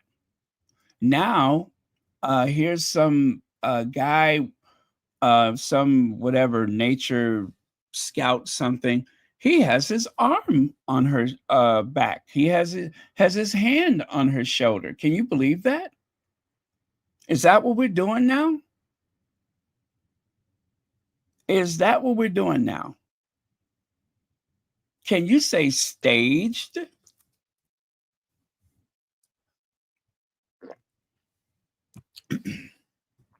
I tell you what, though, I knew she was going to come back with this relatable thing.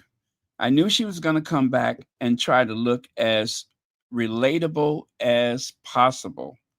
And there she is. Relatable Katie. Taking pictures with people in the woods, being embraced by a Black man. That's progress. That is progress. Because I remember when they tried to humiliate LeBron James. Look at there. Look at her face. Can you say uncomfortable?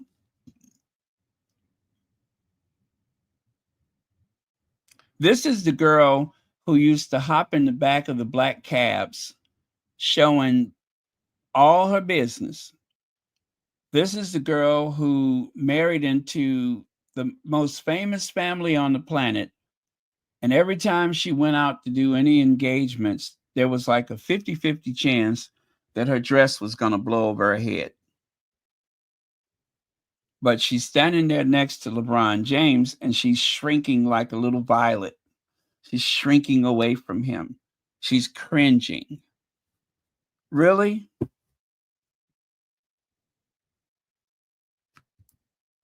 This is the one who went to a party with Sir Richard Branson so that she can get some tips and ideas about her family business.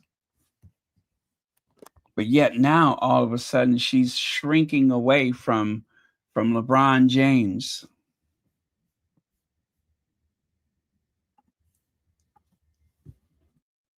And the palace did nothing to stop the attempt to humiliate him. LeBron James breaches royal protocol.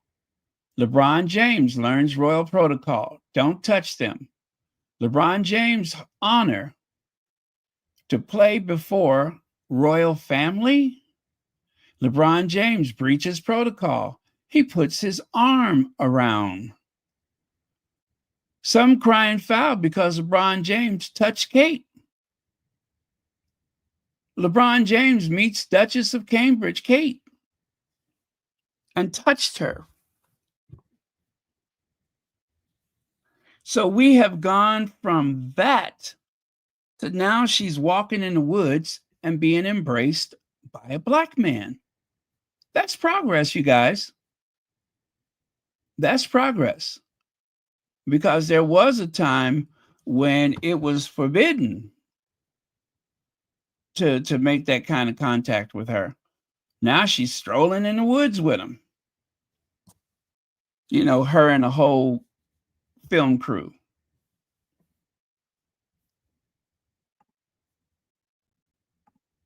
You know, the same where's it at? The same film crew that wait, where is it? Hold on. That managed to catch this look.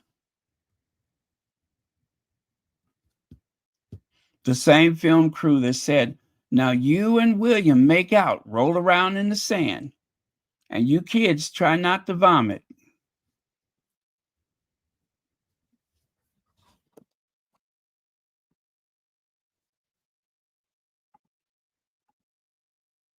Yep. As soon as I saw that photo, the first thing I thought about was LeBron James. And the palace did nothing to stop that. At least when it was Michelle Obama and Queen Elizabeth, the palace quickly issued a statement. Something to the effect of any exchange of affection was mutual. But they didn't do that for this one. No, they just let it fly. Nothing else was said about it. Even at 96, Queen Elizabeth was still impeccably turned out.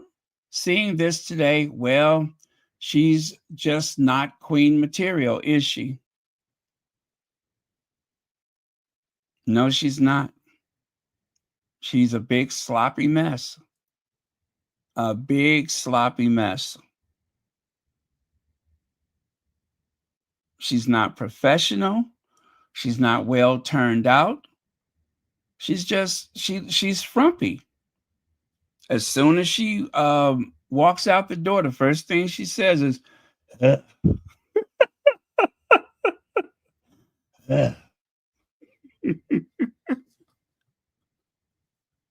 right legs. There she is.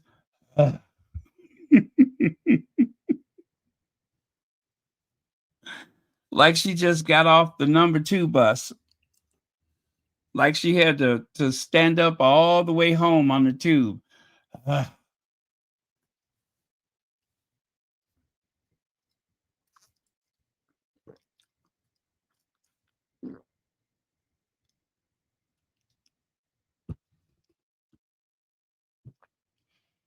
It's interesting that she kind of reminds you of one of those pensioners that used to work for the royal family.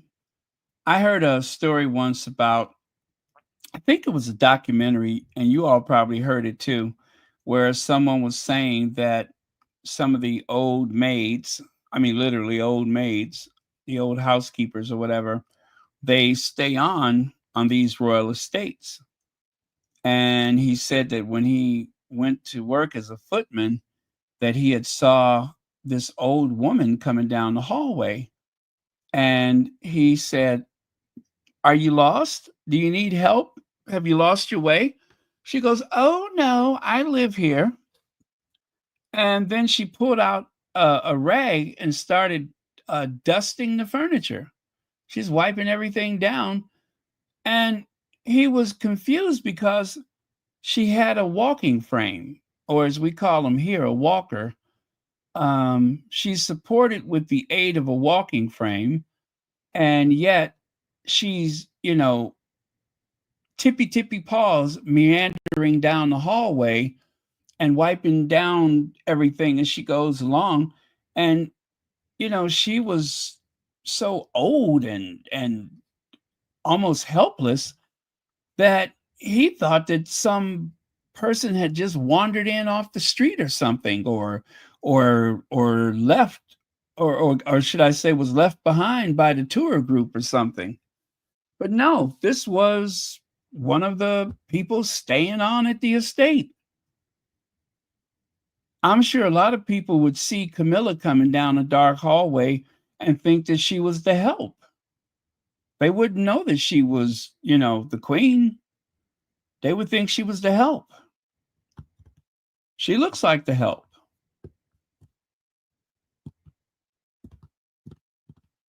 Like one of those people that clean the offices in the middle of the night. You ever get on the train? I used to ride the Blue Line, and I would get on the train and I would see all of these women coming from the offices at night. Most of them were from Eastern Europe. You can hear them talking, they're from Eastern Europe. And they were just getting off from work from cleaning the offices. That's what Camilla looks like. She looks like someone that cleans the offices at night. Nothing wrong with that. I mean, work is work. But that's the queen. That is the queen. Well, she is a cleanup woman. And if you know, you know. She is a cleanup woman. I think Betty Wright sang a song about her. Not Betty White, Wright sang a song about the cleanup woman. Right? Huh? Marshar?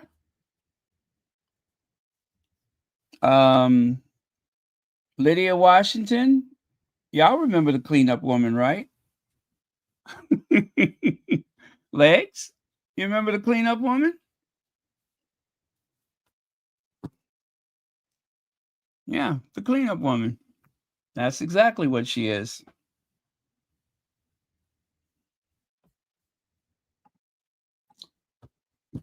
So I offer you on the left a regal queen. On the right, a sloppy mess, a big sloppy mess.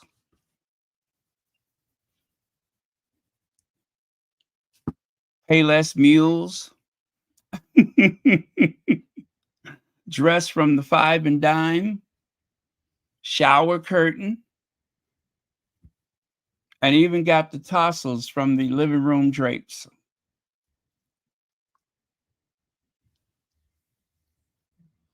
I wonder how many times that gown or that cape or whatever it is, I wonder how many times it turned around. I'm pretty sure by the time she got to the top of the steps, when she went in and sat down, she sat on the back of it instead of the front.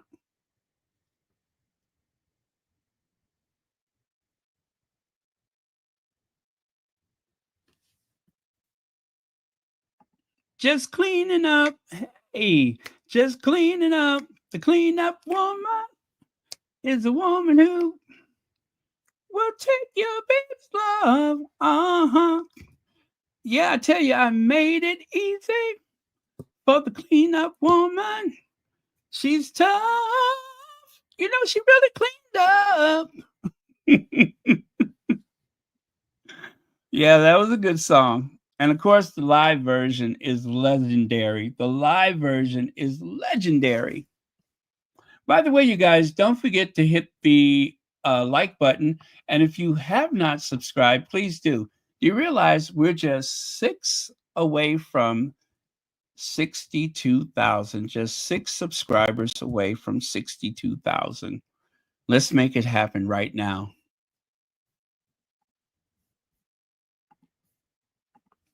Prince William wanted to visit Ukraine last year, but it was ruled it was too dangerous. Now, I don't believe it. I don't believe it. They only said that because the what's her name? Sophie Wessex went there first. That's the only reason why they said that. William wasn't interested in going over there.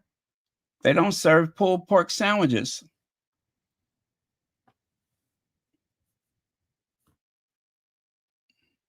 Yeah, you know what? You're going to have to play it a couple of times to get it out of your head. Betty Wright, the cleanup woman. You're going to have to play it a couple of times to get it out of your head.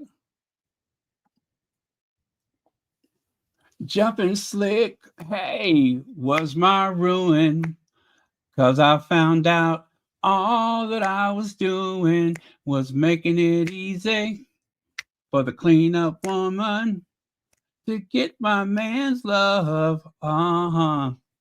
Just making it easy for the cleanup woman to get my baby's love.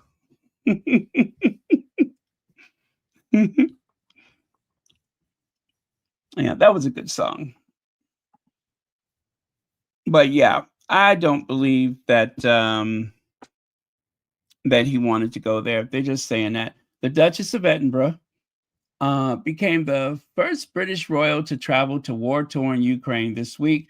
Yet it has now emerged that Prince of Wales had wanted to step foot on Ukrainian soil last year. Well, at least one thing's for certain. If he would have gone to Ukraine, he could not have lost it as a Commonwealth nation because it's not part of the Commonwealth. So they wouldn't risk losing part of the Commonwealth. I think that would have been pretty safe for him. Oh, look who he's hanging out with. You see that? Look who he's hanging out with. That's right. That's right. Gums. Chronic halitosis gingivitis. The poster child for the dental industry. The orthodontic nightmare herself. That's who he's hanging out with. It makes sense. It makes sense. They all seem to find each other.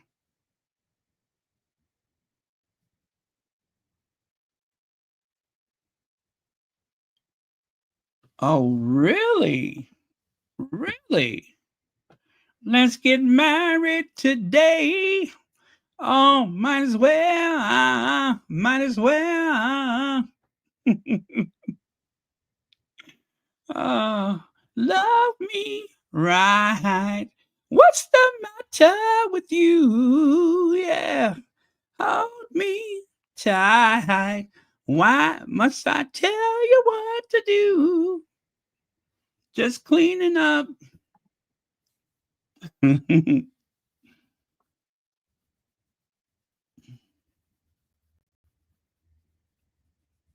uh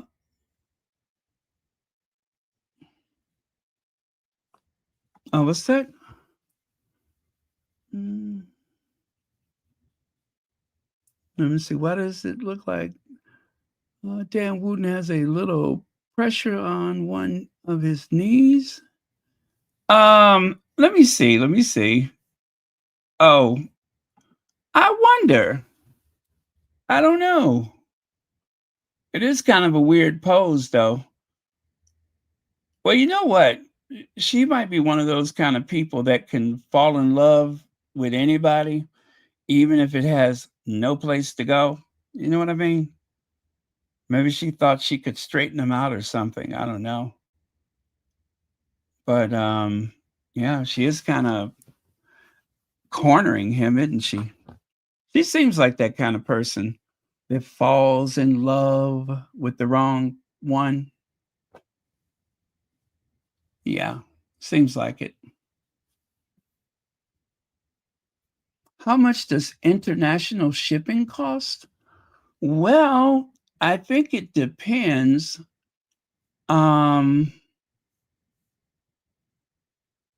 I wanted to send something to, oh, I think it was South America one time. And they told me that something the size of a shoebox could cost upwards of $200. So it can be expensive. It can be very expensive.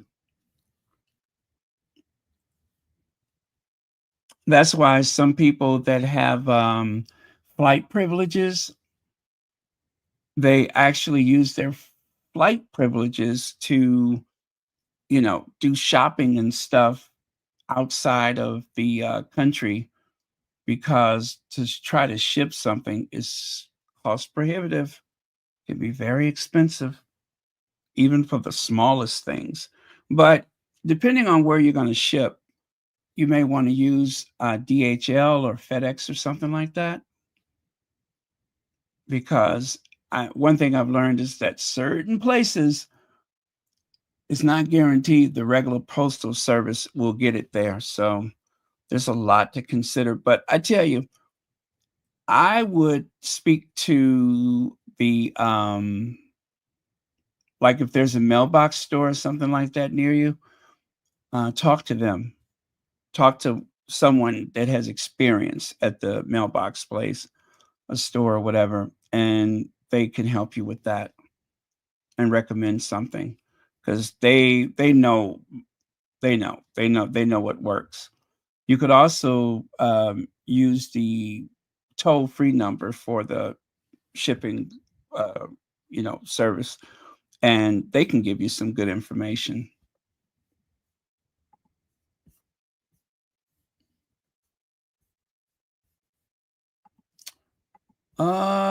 But check this out. Um, you see those shoes that she's wearing? Have you guys seen those shoes before? Have you all seen those shoes before? Now, I know where I saw it first. I know where I saw those first. And then second, and now third. You see there? There's Kate wearing those same shoes that we first saw Meghan wearing. Yeah, that's the brand that Meghan made popular on the Oceania tour. And then all of a sudden, every place Kate goes, she's got some on. She probably have them in just about every style or every color or whatever.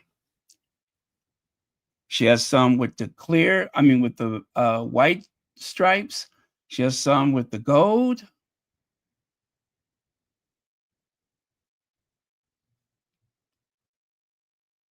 And it seems like she has those tan. Are those pants on backwards, the tan ones? I have been trying to figure that out for the longest. Are those khaki pants on backwards? It looks weird for some reason, doesn't it? Like she's got them on backwards. I don't know if she's coming or going. Every time I see that photo, it always freaks me out because I cannot tell whether or not she's coming or going.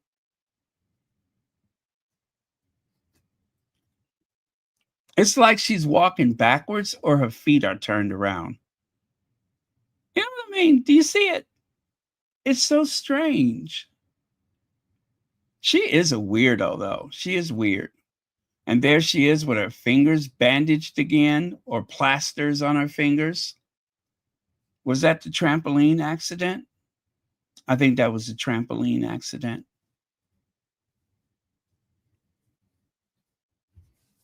There is so much that is a mystery about Kate Middleton. So much. And then, of course, there's that weird thing she does where the back of her hands is facing forward. It's like one of those things you don't really notice it until you see that.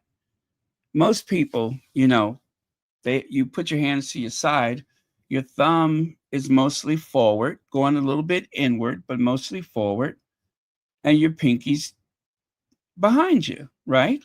That's normal. But then here comes Kate, like, and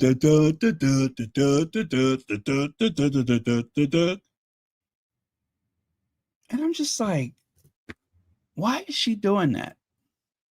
Or can she help it? And yet they looked at her and said that that was princess material. They had their work cut out from them day one, and they're still trying to make her a princess.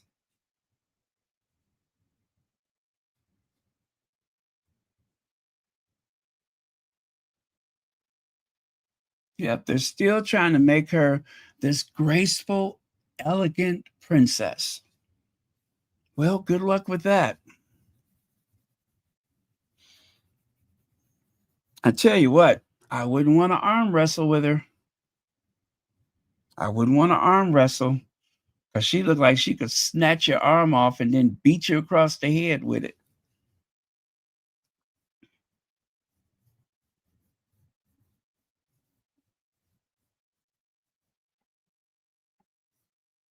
Anyway, the first place we saw those shoes was the Duchess of Sussex. Oh, you know what? I'm done. That was the last thing I had was this one right here. Oh, I didn't realize that I was so close to the end. But yes, I'm done, you guys. Thank you so much. Thank you for watching Royal Sussex. And thank you, moderators, for keeping this a safe space as usual. I'm going to stick around for a little bit in case anybody has any comments or anything. Also, I will encourage you guys one more time. Please make sure you subscribe to Royal Sussex. We are just 6 subscribers away from 62,000. Just 6 away. And if you do it now, I promise you, I won't let Kate put you in a headlock.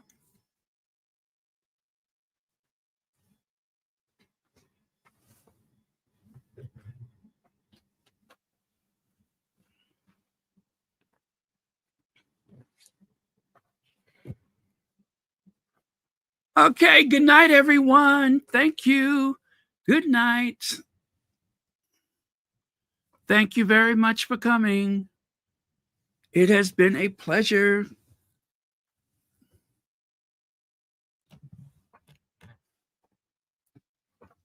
Good night, everyone.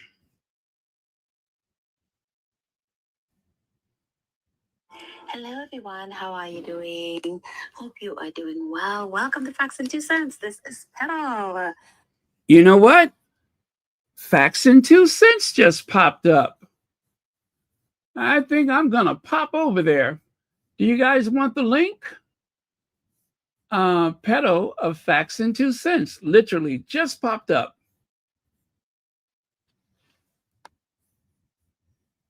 So I'm going to go over there and watch Petal.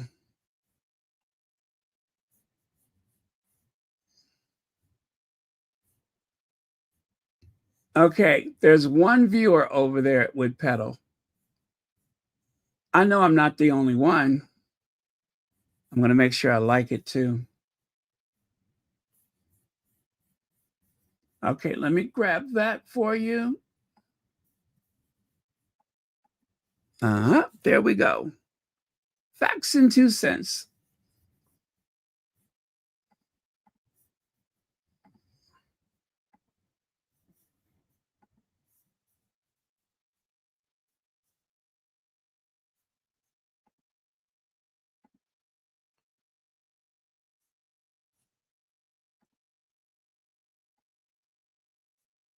Okay. Oh, there we go. Okay, I'm going to put that link at the top of the chat. So, you guys, if you don't want to subscribe to me, please go over there and subscribe to Petal at Facts and 2 cents.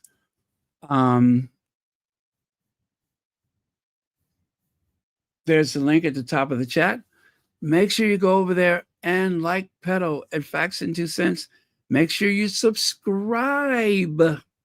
Make sure you subscribe. I can't stress that enough.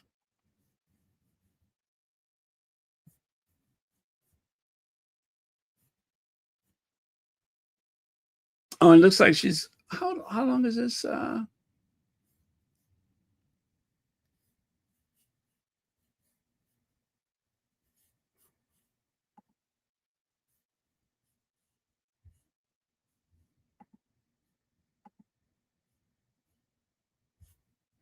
Oh, I don't think it's live, but I'm going to watch anyway.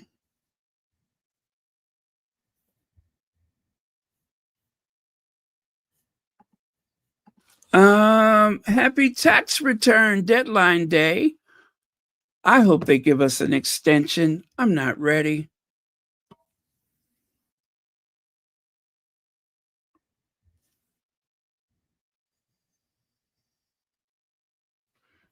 Yeah, I see that now. It's 30 minutes long, but it's not live. So if you guys want to watch it tomorrow, I guess you could. But if you're going to be up or if you're just starting your day, you can watch it now.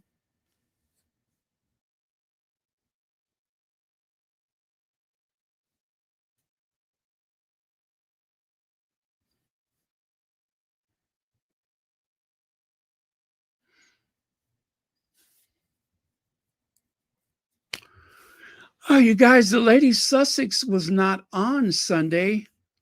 I'm a little concerned, of course. The Lady Sussex was not on Sunday.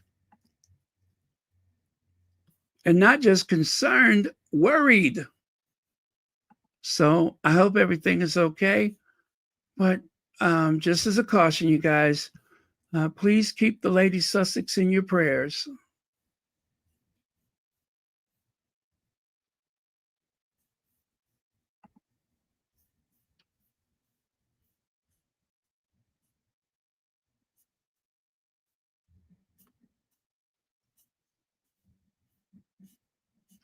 Interesting.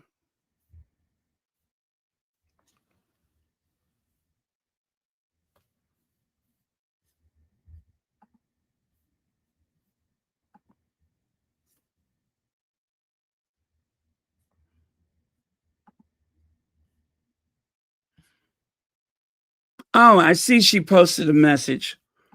Okay, that's what I was just checking to see if she posted a message. I will share it with you right now.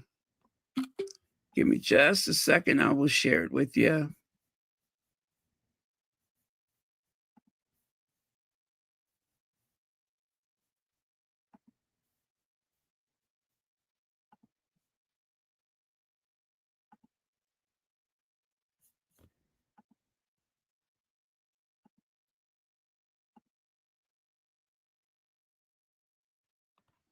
Happy Sunday, Sussex squad. We miss you all so much. It has been a very challenging and busy few weeks. The good news is that we will be live tomorrow. Come on, come and join us live Monday at 7 p.m. Did I miss it? No, that's impossible. Did I? No. Did I? No, probably not.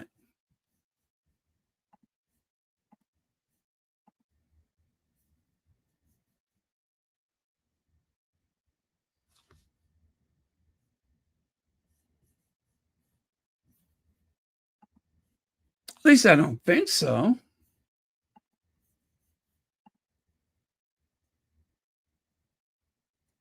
Wow, that would be weird if I did.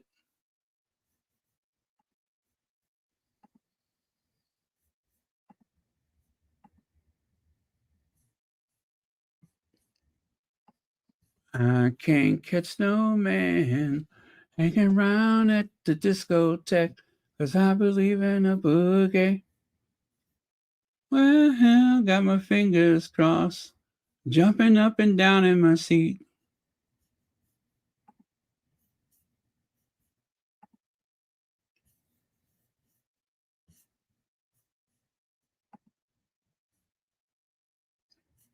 Nope, I did not miss anything.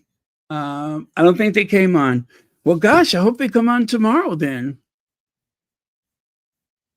That would be great. Oh, yeah, I see that now. Thank you. Well, in that case, you guys, I'm done. I will see y'all tomorrow. Next time, I'm going to try to come on earlier tomorrow. So maybe much earlier. We'll see how it goes. But I'm going to try to come on earlier tomorrow.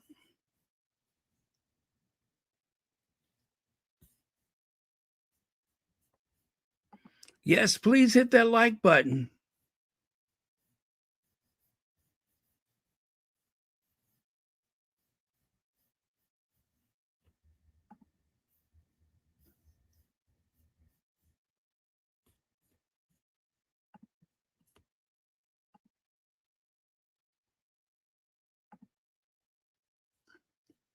All right. So, yeah, that's it.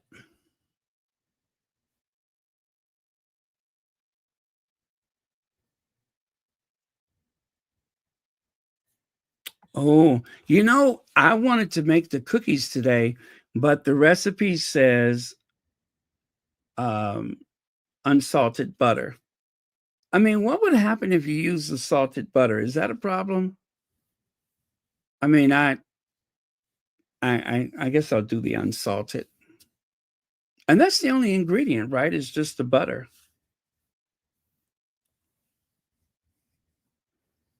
But I want to make it as authentic as possible.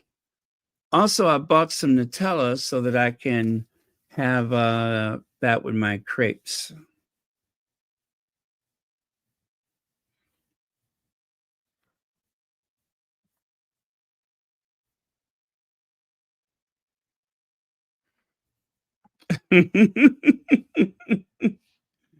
Ah, just cleaning up. Just cleaning up. Just cleaning up. Now, this is a part that I like, y'all. Now, we have a whole lot of cleanup women, and we got a whole lot of cleanup men. Yes, we do. I love that whole monologue. That was amazing. That is like one of my all-time favorite live songs from an album. That's one of my all-time favorites.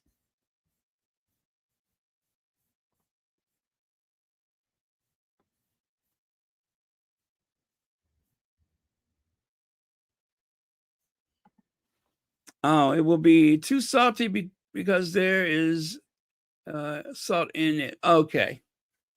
Okay, understood.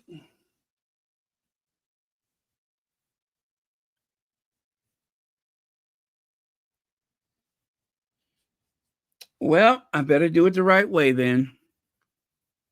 Man, and I was at the store yesterday. I could have got it then.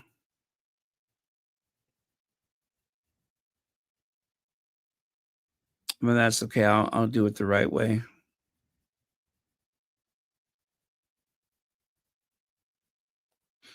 Don't want to make too salty of a cookie.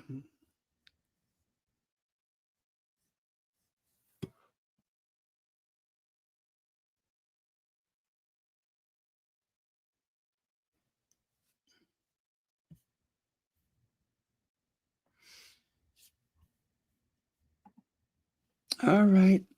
Well, it looks like we're not going to get that 62,000 tonight, but I think I'm going to post a short. If I post a short, that might help to push it over. I got so many videos that I need to post to the shorts. You know, all these videos that's been coming out. I could post those and I just haven't. So maybe I'll do that tonight.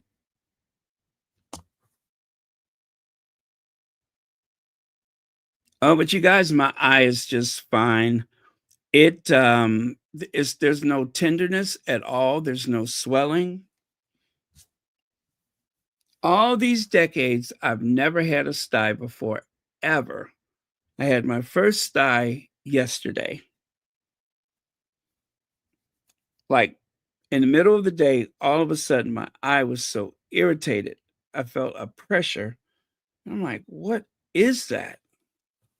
And I looked in the mirror, I could see it. I'm like, that's so weird. I never had that before. Usually people that have them, they keep coming back, right? Never happened to me.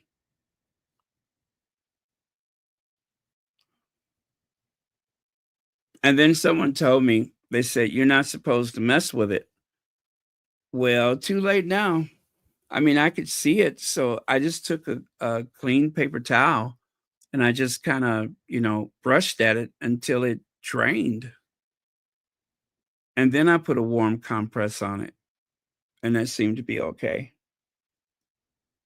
But I couldn't stand to leave it alone.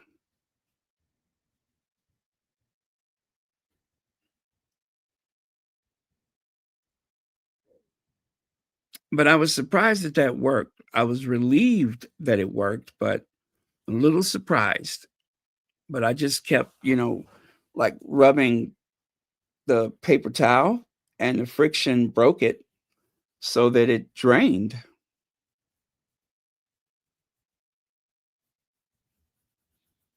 Not conventional, but it saved me a trip to the hospital,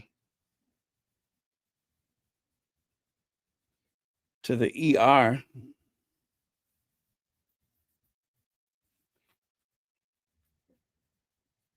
And since it's not sore or swelling or red or anything, I'm going to assume that there's no infection present.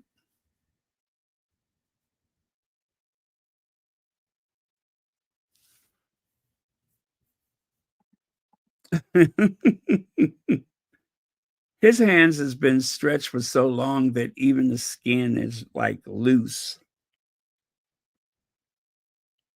That's from years of inbreeding. That's what that is. That is years of evolutionary inbreeding.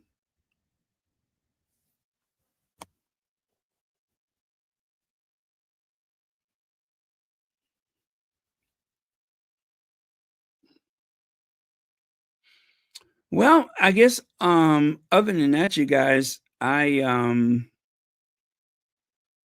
guess I've been still like working through my grief and everything. And I I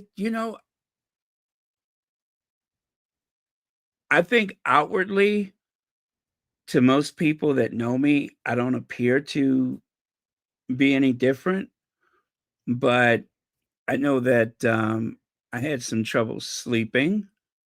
And then excuse me, I was having a loss of appetite, which is unusual for me, but I did not eat a lot like I would normally. So, as much, should I say.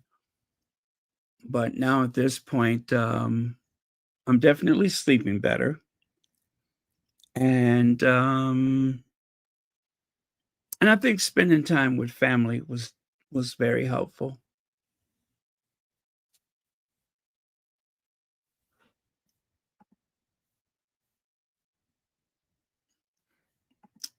She's probably closing. She's probably tipping out the rest of the staff. She's probably closing right now.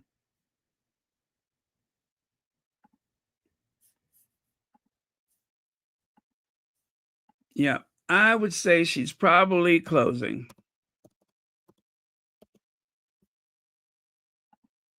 Maybe the Shriners were in town. You know, when the Shriners come to town, that's a busy night for them. The Shriners, the Elks Club.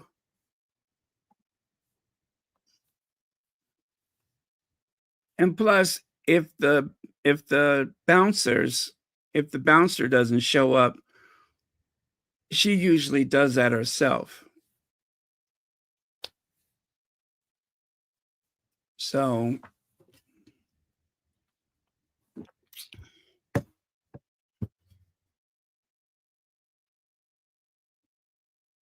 and that's a lot of work. I mean, Church Nellie, um, she's in and out of the can, right? She has that costume she wears. And then, of course, you know, she has to supervise the operation. And then sometimes she works the door. So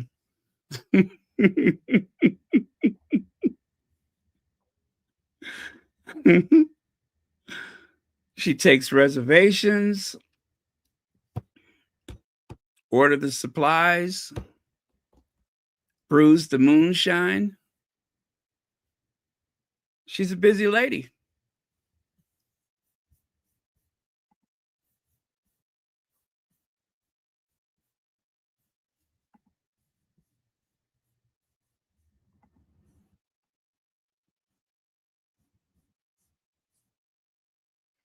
And of course, you know, she has to pay for protection. You know what I'm saying?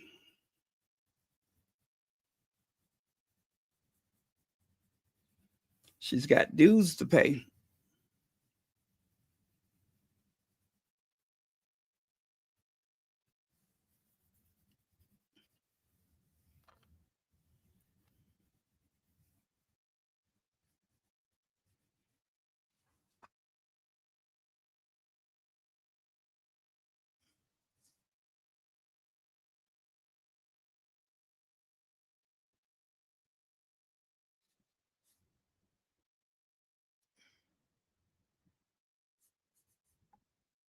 Oh my goodness. Oh, so kind of like me, you had the back to back and back to back thing going on. Yeah.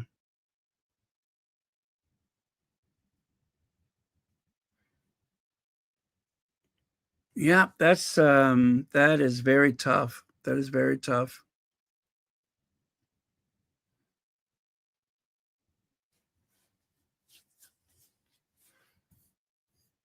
I was starting to get a little self-conscious. I was telling my relatives, I'm like, gosh, those people down there at the funeral home gonna think we're doing something to people. Like we're having some kind of problems in the family. That was but when I was a child, I remember three of my um was it yeah, three of my great aunts. Three of my great aunts um died like in quick succession. And we were back and forth to the cemetery. So, you know, I've certainly known from childhood that something like that can happen.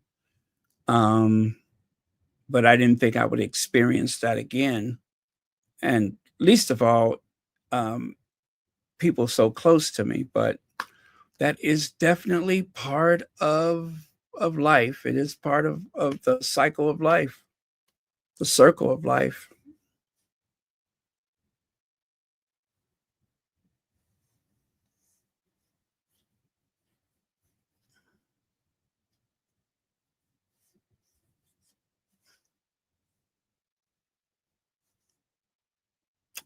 Yeah, I always used to say I don't believe in that. And still I'm not sure that I accept that. Because, you know,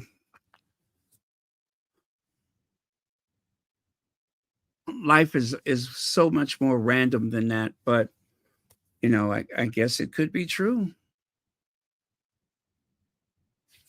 But I'm not really a superstitious type. But, you know, if I had a dollar for everything, I didn't know for sure.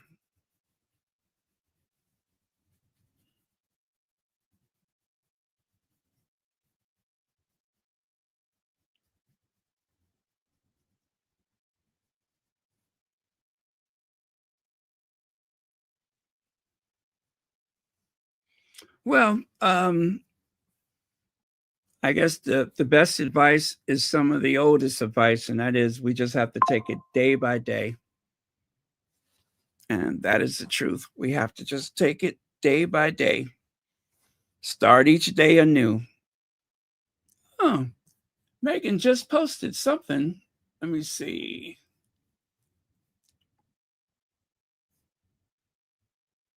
And what did Megan post at 12:35 in the morning? She posted okay,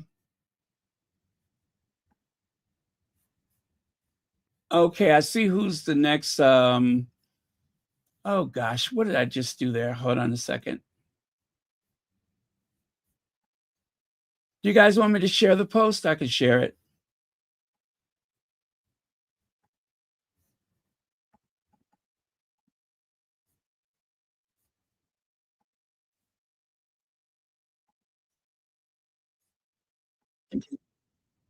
Oh, it has sound to it. I'll tell you what, I'll play it. Let me put the picture up first, and then I'll play it so you guys can hear it. We'll listen together, okay? We will listen together as we walk along together. So in love are we two that we don't know what to do. So in love, ooh, in a world of our own. Okay, so I am going to bring an image up so you can see the image she posted, and then we shall listen together to our Duchess. Mentioned before the break that a lot of these young female entrepreneurs that have that desire to build something are looking at their mentors and saying, "Thank you." Yeah, based on the burn. Welcome home, Pops. Mentioned before the break that a lot of these young female entrepreneurs that have that desire to build something are looking at their mentors and saying, "Thank you." Yeah, based on the burnout they're seeing. And so I guess the question is, how do we turn that around? Yeah. How do we show that perfect doesn't exist? And maybe that's part of the messaging, but also what does it look like now when you can find balance? And it's not one or the other. One of the things I'm seeing in the motherhood movement is people think you have to pick being a girl boss or a trad wife, that it's black or white, right? That either you're in the workforce and you can't focus on your kids and you don't get to see them, or you're just at home. And I think the point is that we're just presenting these like polar opposite choices when really what we all want is something in the middle. I want to be able to pick my kids up, at school every so often, give them a little hug and a kiss, have some flexibility, not be on the plane all the time, but I want to be able to crush it in the things that I care about. Okay, so you mentioned before the break that a lot. Okay, that was it. Let me find the link for it so you can go to Limonada. It is free, I believe. It is free. And then that way you can at least have it ready to listen to whenever.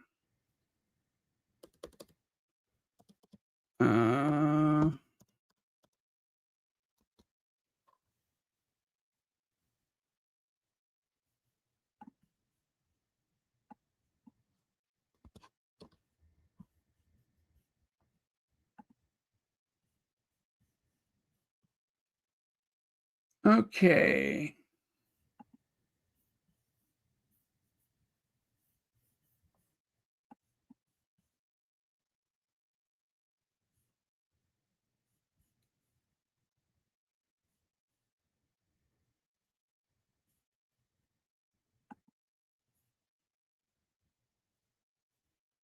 All right, copy link. Okay, I'm going to put this link at the top of the chat so that you all can listen to it. How's that?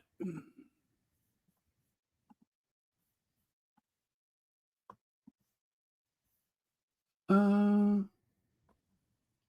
long game with girls who codes. Who codes? Let me see. Rajma Sajani. Is that her name?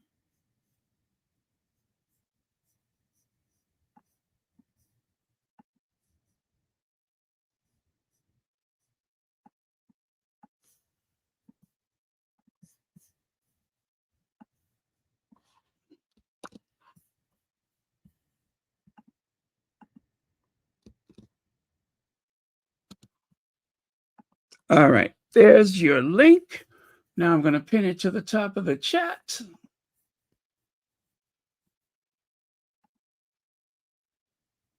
Yes, that works. All right.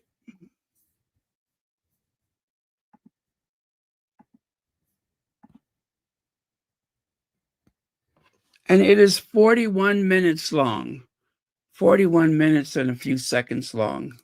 So if you can't listen to it now, at least you'll have the link so you can watch it whenever you have the opportunity.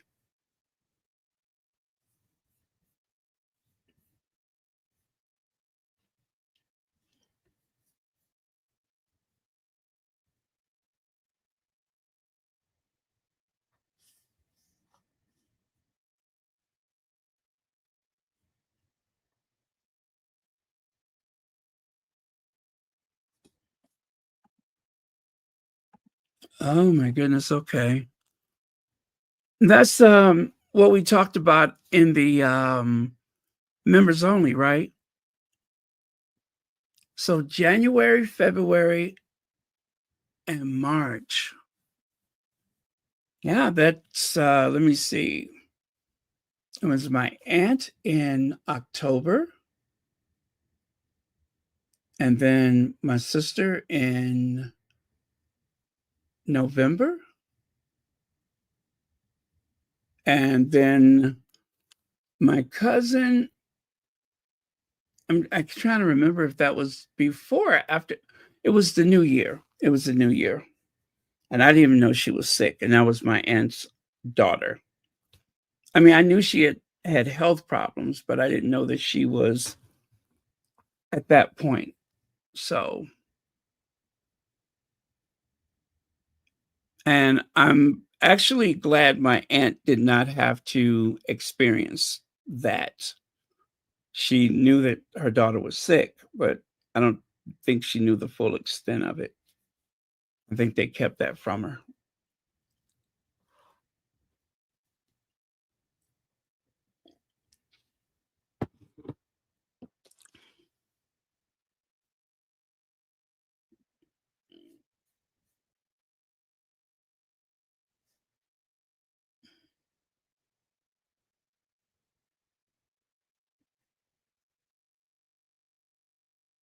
Oh, good morning, NJ. Oh, you're quite welcome.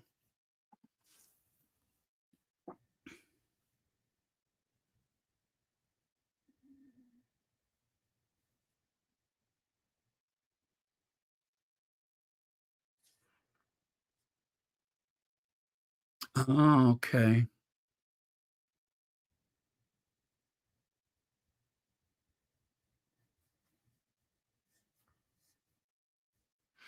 My grandmother was the person that gave me my wings. The first time I was able to fly somewhere, it was because of my grandmother.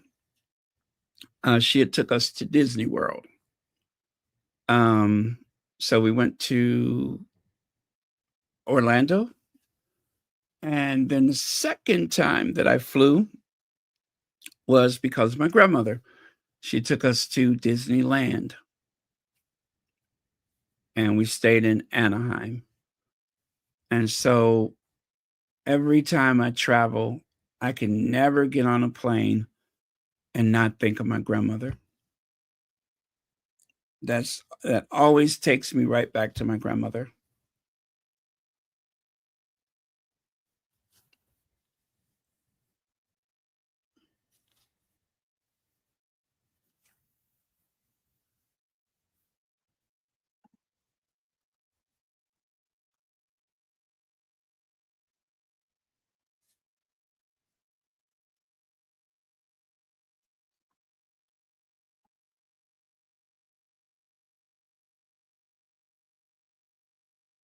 Oh, yeah, um, well, I guess I took the relationship with my grandparents for granted. And as I got older, I started realizing how many people did not have that kind of relationship growing up. Of course, I was closer to my grandparents um, on my mother's side of the family. But and then as I got older, I could appreciate it more, and I realized what a blessing it was because my grandmother was like the only one in the family that had that spirit to travel, had that adventurous nature. So that was really good.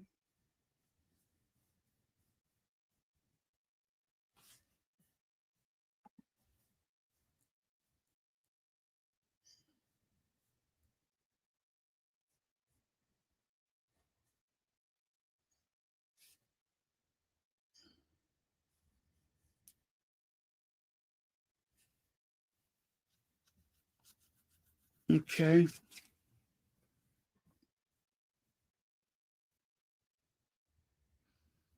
Lex, did you do any counseling? Or what about you, Marshall? Did you do any counseling?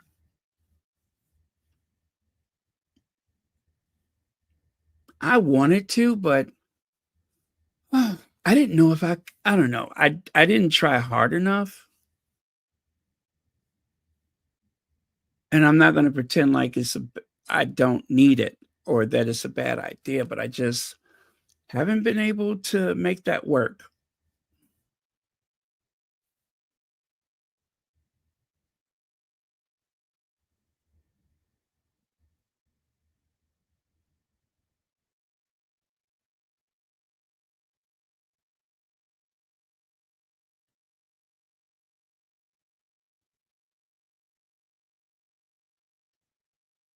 Oh, wow.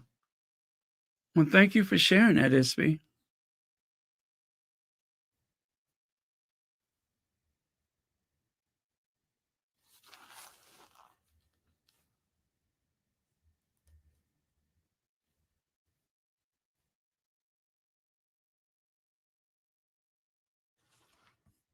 Oh, okay. Well, that's good. That's good.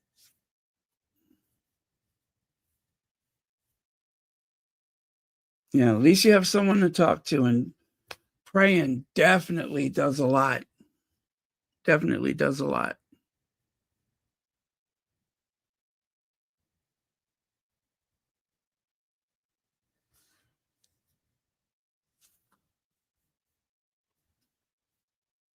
And for the rest of my family, everybody is so eerily normal, in spite of everything. Everyone has been so weirdly normal. And and ideally, we should, outwardly at least at some point. I mean, it wouldn't be healthy, I think, if we just every time we got together, we just looked at each other and collapsed. If that happened, then of course that would mean that help is needed. But I was just really surprised over Christmas that everything was so seemingly normal.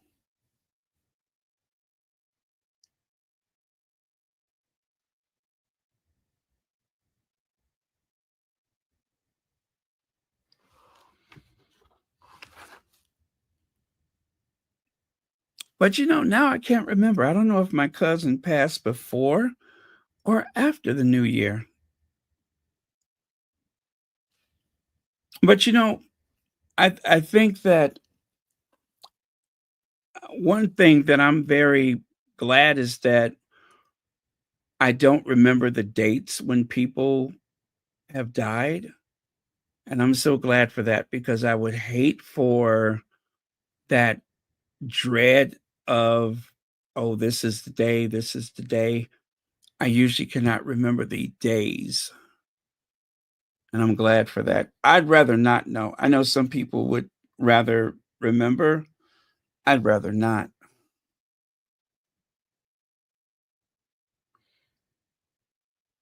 I'm okay not remembering.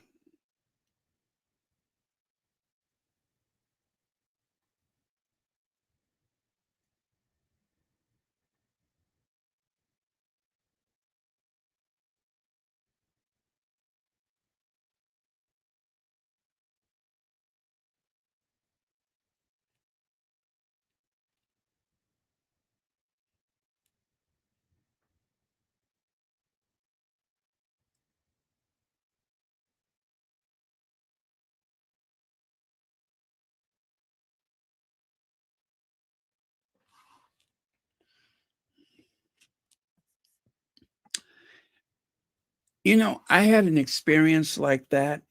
Um, and it was like a word that triggered me. Actually, it was something I said.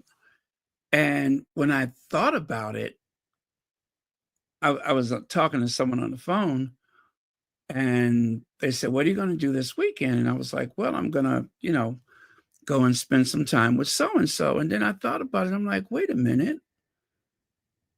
And I caught myself. And then I just said, "You know what? Can I call you back?" Then I took to my bed for the rest of the day. I just, I when I heard myself say that I was going to do that, and then I thought, you can't do that. Not ever again. And then that's when it hit me. So, yeah, it's those triggers are unpredictable.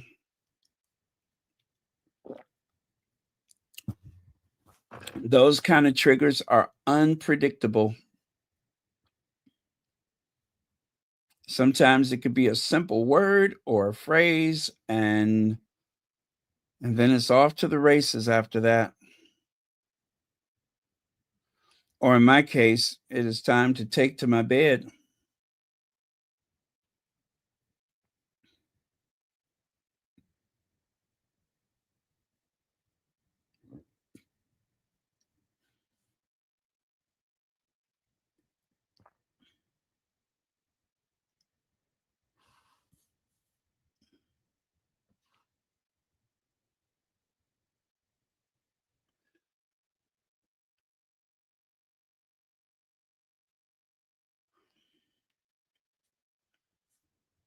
Yeah, you have to, well, whatever you feel, you have to feel it. You cannot unfeel something because it doesn't fit into someone else's time frame.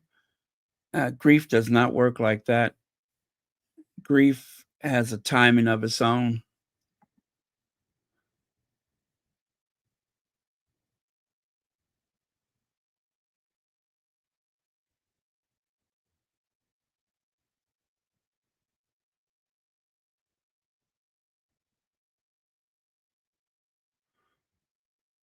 That makes a lot of sense, Legs. That makes a lot of sense.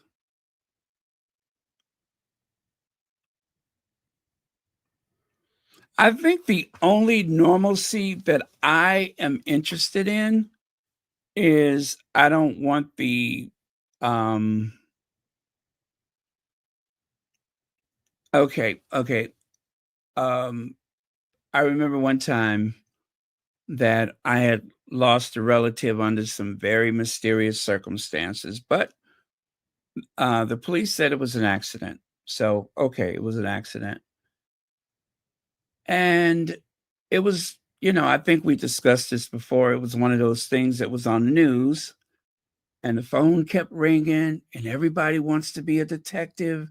Everybody wants to figure out what happened.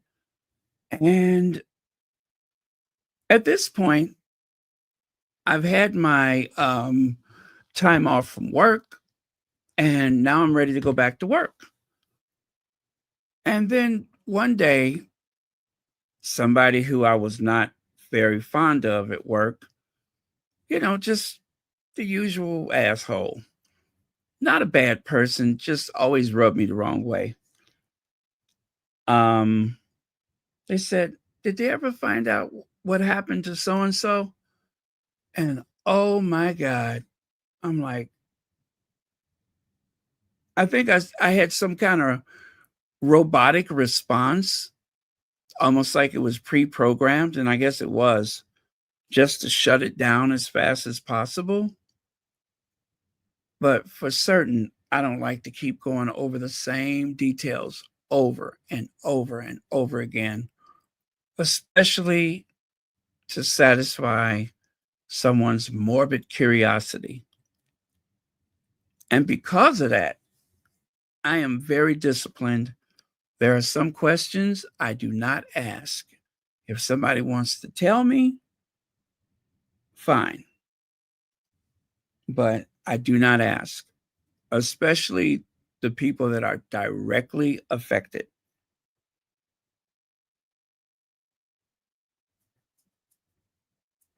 So, and if I have to, I'll hang up the phone.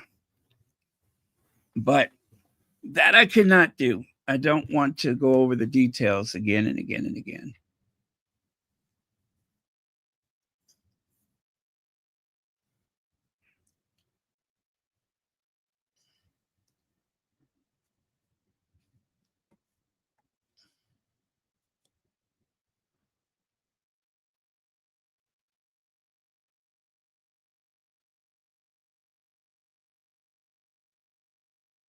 Let me.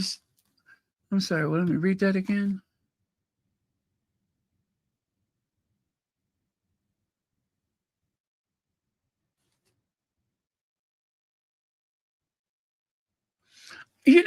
I've experienced that before, but not recently, where it just seems like a typical conversation. Like we just picked up the conversation from yesterday, and it was just kind of matter of fact stuff. And it didn't scare me. I didn't feel sad. I felt comforted by it. I felt comforted. Like it was, to me, it's like it was a reminder that the people that I lost, I feel like they're still with me. So I'm always glad when that happens. I don't think I've ever woke up from a dream and been like, you know, upset in any kind of way. But I definitely felt a spiritual connection.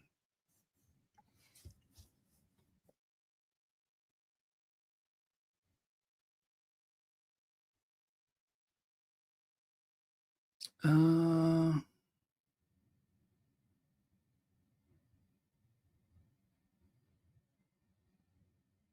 okay.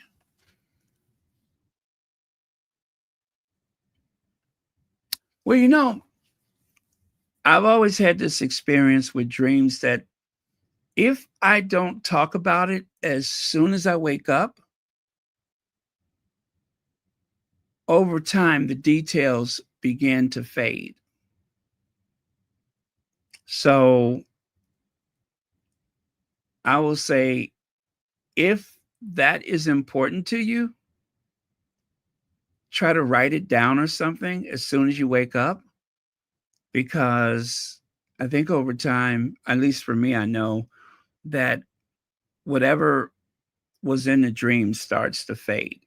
And the only way that I can recollect anything is to talk to someone as soon as I can.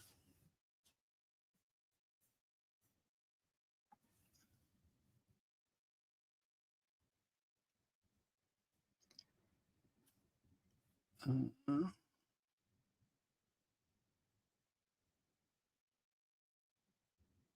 yeah, yeah. The everybody's Columbo, everybody is Dr. Quincy, and I recently I had to shut a couple of people down, and it's just like, you know how I listen to words. I listen to words, and I listen to intention. I read intention, and I know morbid curiosity when I see it, when I hear it. And if it was someone who wasn't so close to me, then fine, we can have that conversation. But I cannot do those details, repeated details like that, especially just to satisfy someone's curiosity. Yeah, that is going way too far.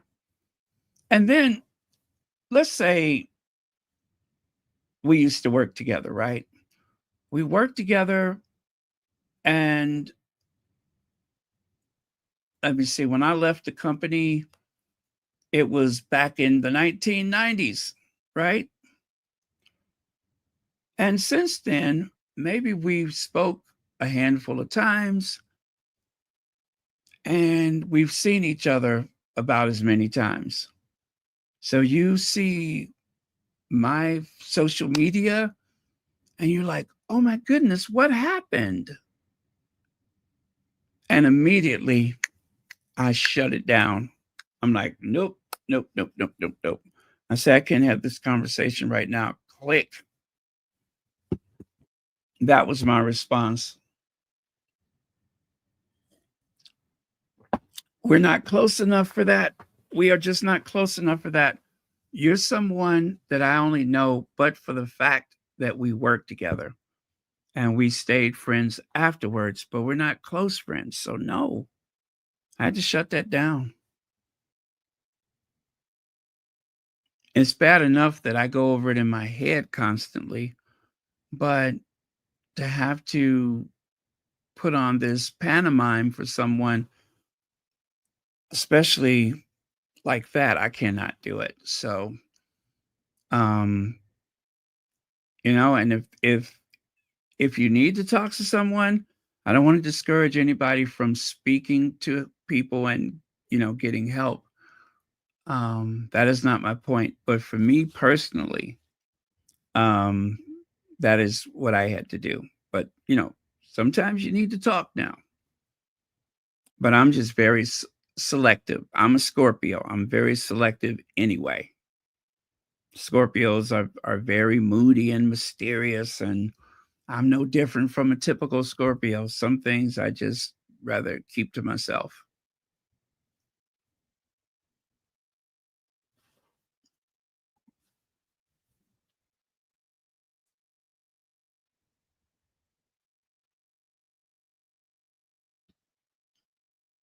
A Hill, are you trying to be strong for everybody else?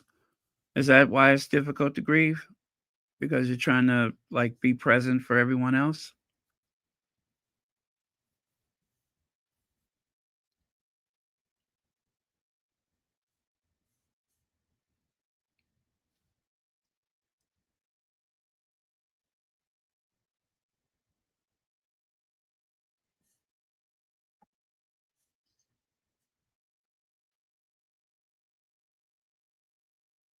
Oh, okay. All right.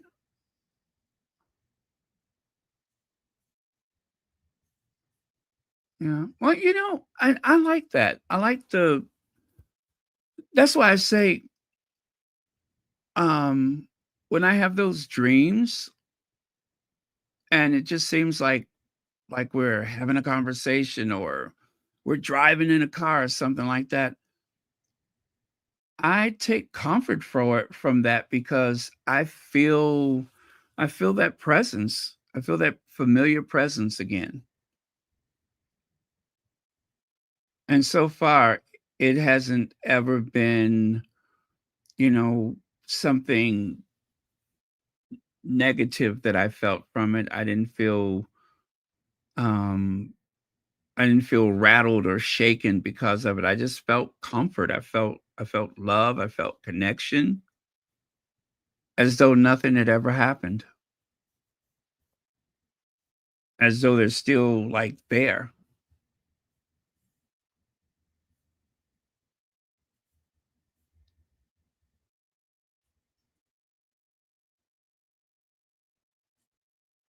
Yes. Yes. We listened to the preview of it. Did you go away for a little bit? Um that's why I have the picture up because we listened to the preview not long ago. And yes, that's the one that I saw. Reshma Sajani.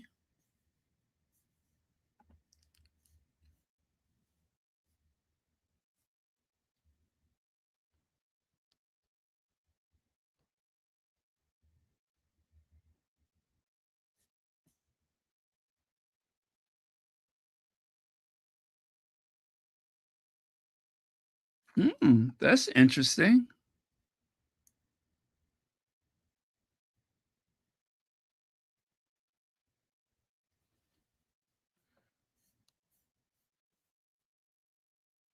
When my grandmother died, I remember everybody went to the hospital.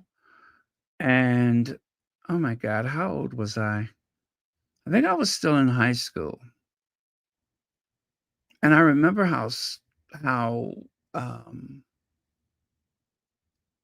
it was the middle of the night, and the hospital, they say, she's taking a turn for the worse. And so my mother and her siblings, they all went to the hospital. And I think I just fell asleep. I don't remember going to bed. I just fell asleep. I was trying to wait for them to call or to come home or whatever. And when I fell asleep, it was still dark outside. And this was like in the winter time. So the days were pretty short.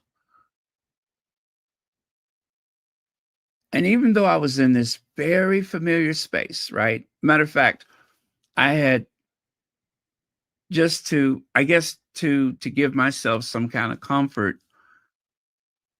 thinking about losing my grandmother from this long illness, I went and crawled up in my mother's bed. That's the place where I felt the safest. So I went and got into my mother's bed and I just waited.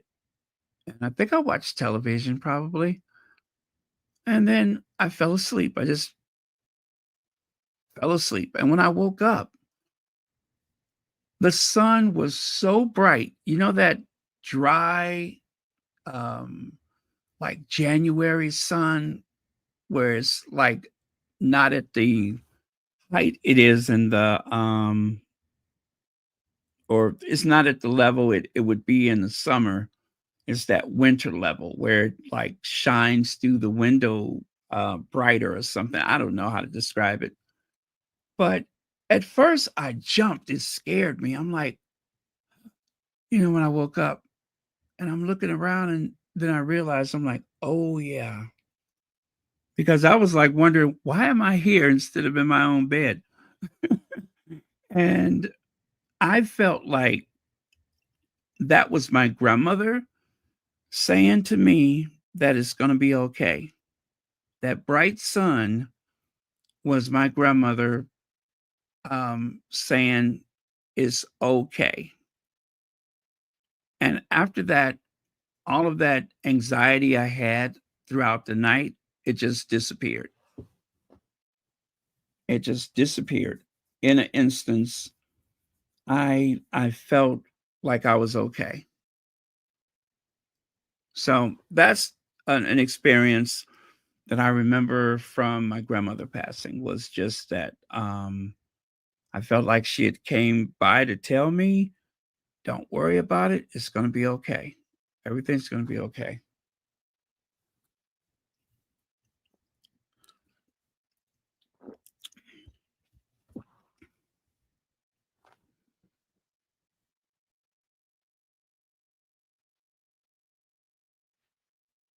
Let me see. What's that?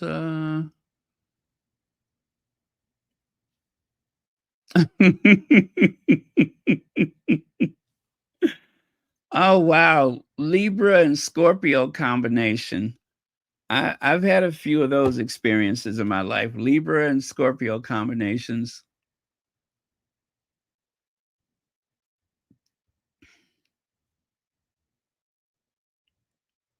Oh, okay. Kind of like when we had the what do you call that? When we had that marathon and I went and made a pizza. Yep, I went and made a pizza. I think I was still listening though, but I felt like it was time for a pizza.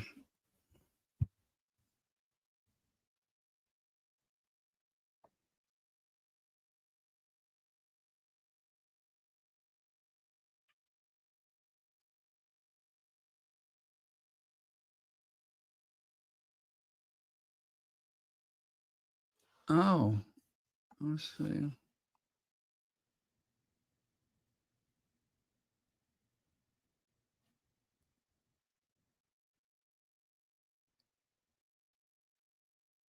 Wow, that's intense.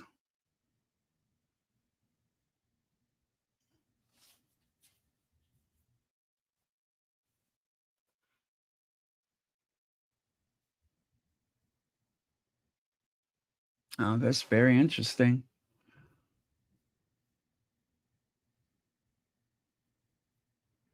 Well, I was so close to my grandmother. I didn't know what life would be like without my grandmother, because of all the time that we had spent.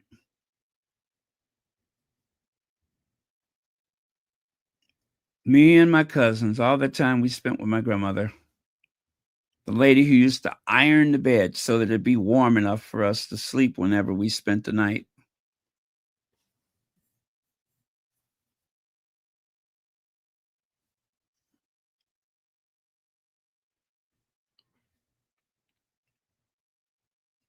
I remember when my grandmother wanted to go to Germany. Um, I thought that was just so adventurous. I was a kid, and one of my cousins was stationed in Germany after, oh, well, it was, of course, it was after World War II, but I'm not that old. But I'm just saying, I think about it like that because that's the reason why they were there, was because of the army bases there. And it was actually my second cousin or third cousin. Anyway, it was my grandmother's first cousin. And my grandmother didn't have money to go to Germany. So she did what she would always do. She told her daughters that I want to go to Germany. And that was all she had to do. So all of her daughters would get together, my mother included, and they would go and have a meeting. It was like, we're at my grandmother's house. They would go in one of the bedrooms and close the door. And when they come out, they say, okay. And they would pool their money together and send my grandmother wherever she wanted to go, which is how I went to Disney World and Disneyland. My grandmother said she wants to go, she goes, but she went to Germany by herself. And yeah, my grandmother had the negotiation skills of Don Corleone.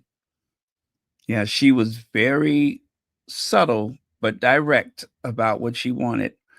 And so she would sit there like Don Corleone and say, "This is what I want to do." And they would make it happen.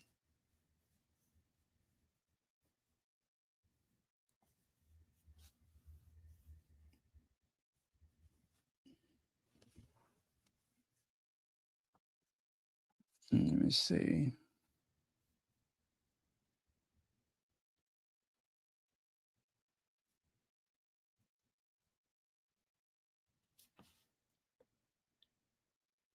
Yeah. Oh, wow. Thanks for sharing that.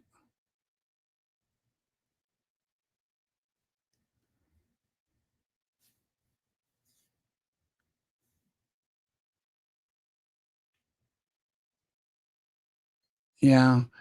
I also think as you get older, the way you grieve could change a bit.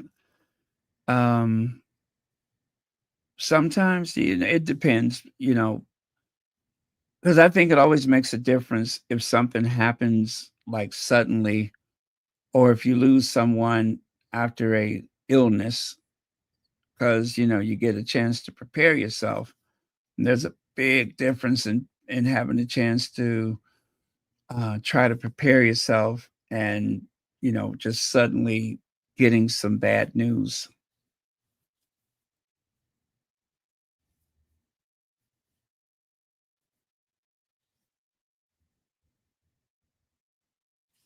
Oh, thank you, Cookies and Cream. Yes, replay and make sure you uh, contribute with your ratings. You got to rate it. Hit those stars or thumbs up or whatever it is, hearts. That is always a good thing to do.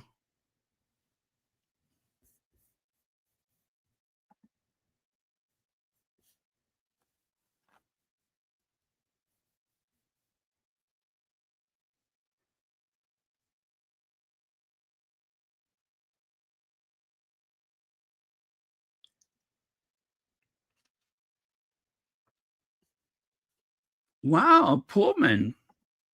That's interesting. Did you ever go to the Pullman Railcar Museum? There's it's like on 111th, I think. I went there a few years ago. It's interesting.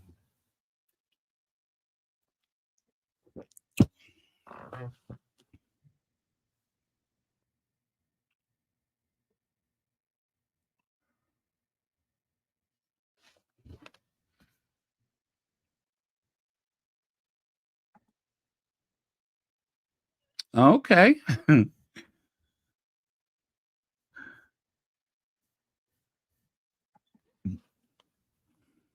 I spent the day in Pullman. I went there with a friend of mine. And we spent the day and walked around the community and everything. We went to the museum. It's an interesting place. If you guys have never heard of, there's an area in Chicago called Pullman. Originally, it was a town. It wasn't actually part of the city, but it was annexed into the city.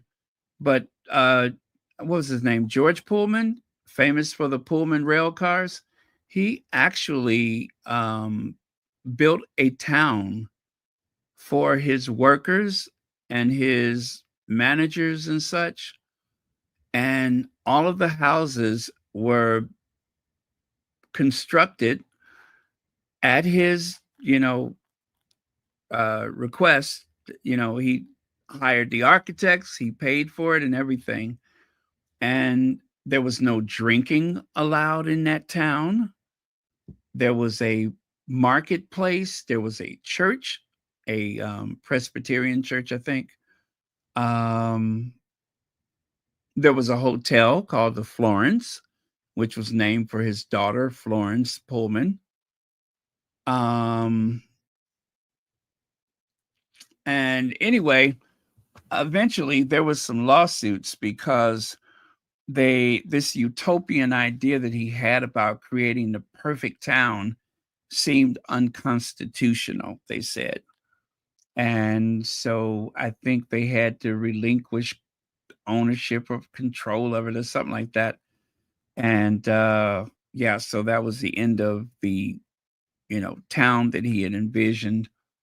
But some of the houses were, better than others nicer than others because, like, if you were a manager, you were given one kind of a house. If you were a foreman, you might get a different kind of house or something like that. But it's a historic area. It is a national historic registry area. And that happened when Obama was president. He signed that into law.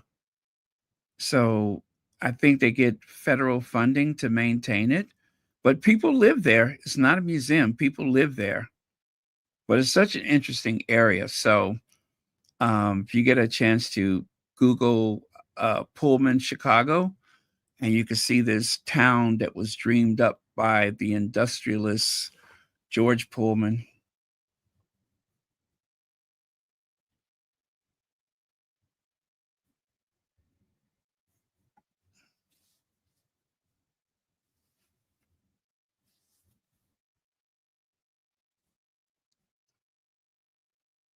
Oh, okay. All right. Oh, The Road to Perdition. That was a good movie.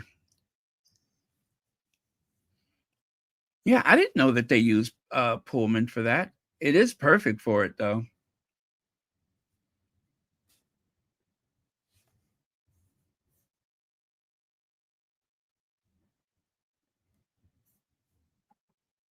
Oh, you're welcome, A Hill. I'm glad you enjoy that. I actually watched a documentary about George Pullman's mansion. It wasn't too far from Soldier Field, actually, over in that South Loop area. And they actually demolished the house because too many factories. There are so many places around Chicago where there were some pretty high scale residential neighborhoods, and suddenly they started building factories and people moved away because it was just too much to compete with the traffic and the noise and stuff like that. And so if you go to the Prairie Avenue district, that is where the McCormick's mansion was located. That is where Pullman's mansion, Marshall Field's mansion is still there. The Gleschner House. I mean, all of these wealthy Chicago millionaires owned property in that area. And it's not a very big area, what's left of it, but it has too become a historic district. And so when the factories began to open up and all of the noise and everything, some of the families moved away and then eventually they all left. But those houses that were left behind were turned into boarding houses, bordellos, you know, studio apartments, with the share. Everybody would share the same bathroom, like a boarding house, essentially. And they actually turned at least one block of that area has been completely restored to the way it was back in the old days. They put some newer mansions where there were some of the older ones were demolished, but it's a beautiful area. It's kind of off the beaten trail, but it's by 18th and Prairie Avenue, I think is the cross street. 1800 South and Prairie Avenue. But that was a very wealthy area. And then Marshall Fields, when he built a mansion, he moved up to the Gold Coast. As a matter of fact, he was one of the first to move up to the Gold Coast. And because he and Bertha Honore Palmer moved up there, all the other rich people followed. And so that became the place to be. And the old Playboy Mansion is over there. Let me see what else. The Wrigleys used to live in that area. Did you guys know that there was a Wrigley Hotel? There was actually a Wrigley Hotel. The Wrigley family owned it. And I believe it was at 1440 or 14 something north of Lakeshore Drive. There's a old building there. And if you go inside the lobby, you can still see the front desk. And they even still have the little pigeonholes. You know how they had the big keys and they would put it in that little slot. And, you know, that's where people at the hotel could get their mail or messages or whatever. All of that woodwork is still in the lobby. It still looks just like it did back in the 1920s.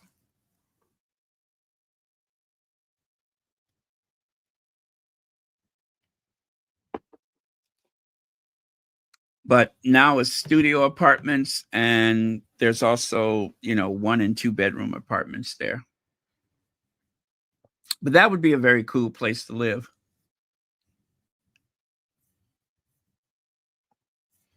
Let me see. I'm going to try to show you the lobby. The Wrigley Hotel.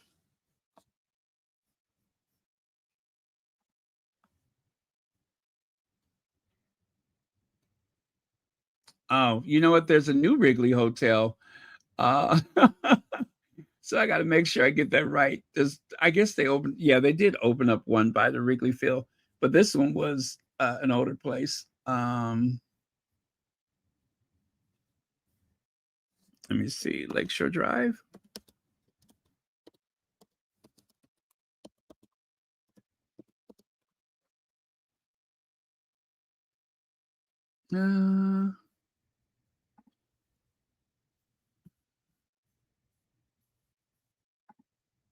Is that it?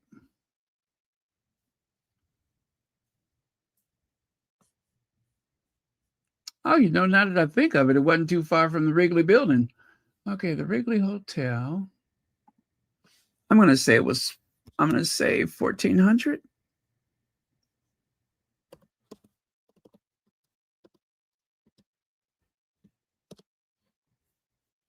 Ah, that's it. That's it.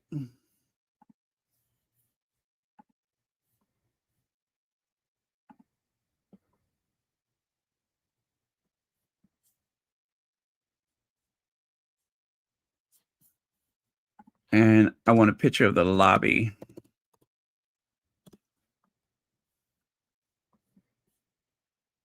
I cannot believe it's still 729 people here.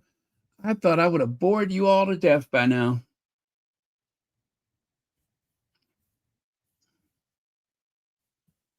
Well, the lobby is this the right one? Oh, they're condominiums now. At least I think so. Okay, so I'm going to share that picture. And I also want to show you the front desk.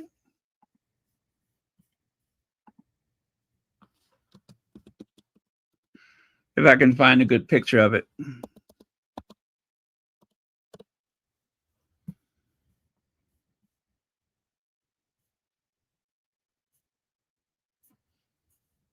No, I cannot. Let me see. I don't have a good picture of the front desk. But it's amazing. All of the details from back in the 20s is still there.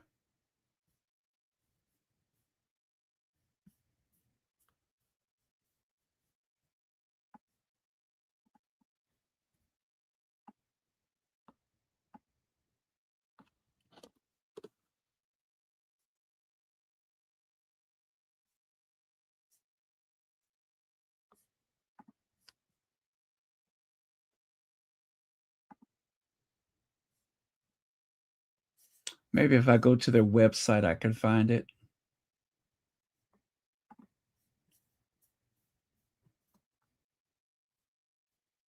Wow, do they have the rooftop deck? Studio, 1 bath, 350 square feet, starting at $1725. But they got some nice views of Lake Michigan from there. They got some lovely views of Lake Michigan.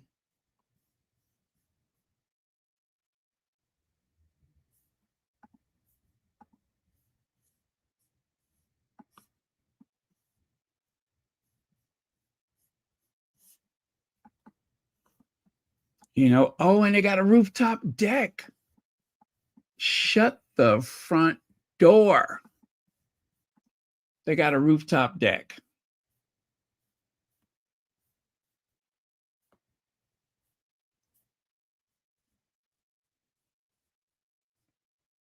Okay, I'm going to show you guys the lobby.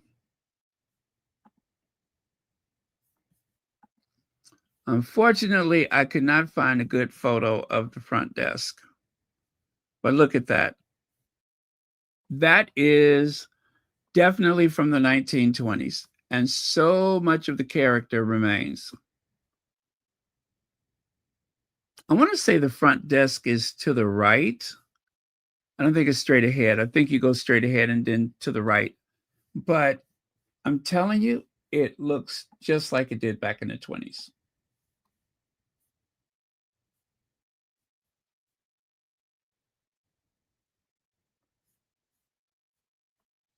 Now they call it Deco North Apartments.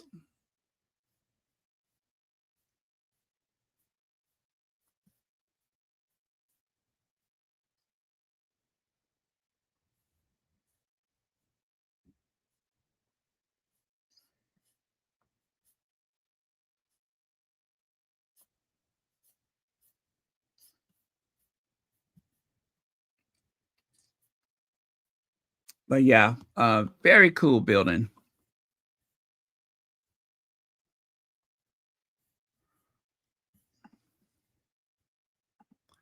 Well, if you're ever in the neighborhood, pop into the lobby and take a look.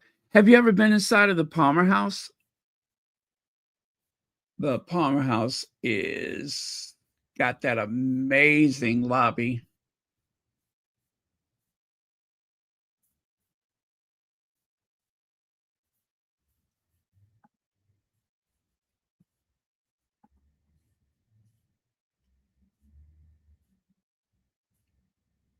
I'm going to keep looking though, because I'm fixated on that front desk.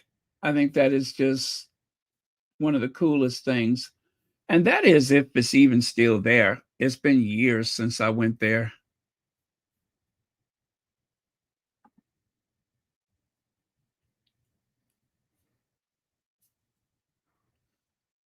But I doubt if they would have gutted it.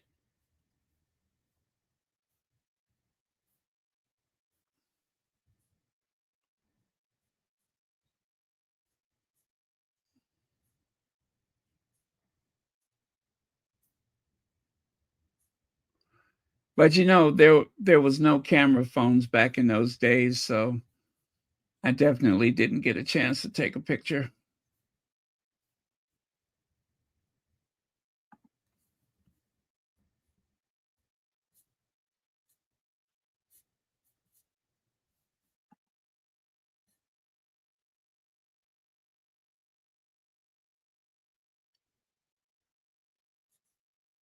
Oh, I know that's not it.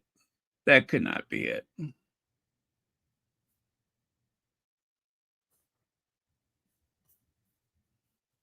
Nah, that's not it. Kind of looks like it though, but that's not it.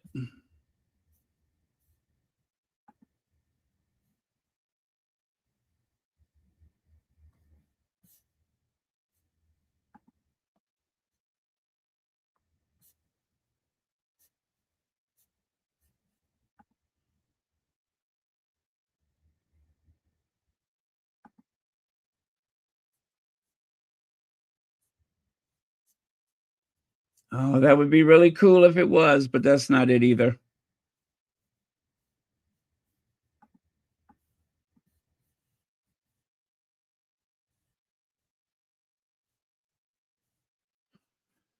1400 North Lakeshore Drive. At least I remember. Can't believe I could remember the. Well, yes, I can remember that. I could believe it.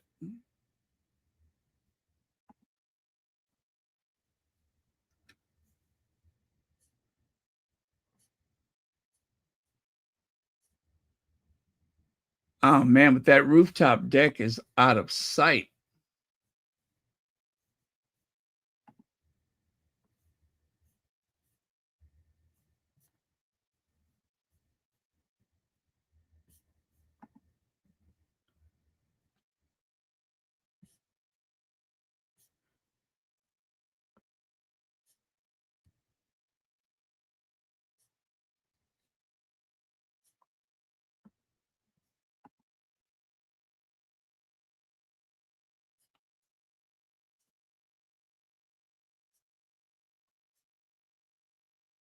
I always wanted to have a view of the lake.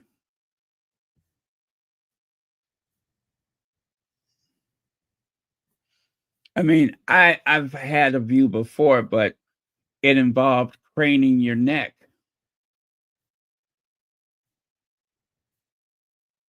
You have to hyperextend your neck and then look around. You know, if you got to do all that, can you really enjoy it?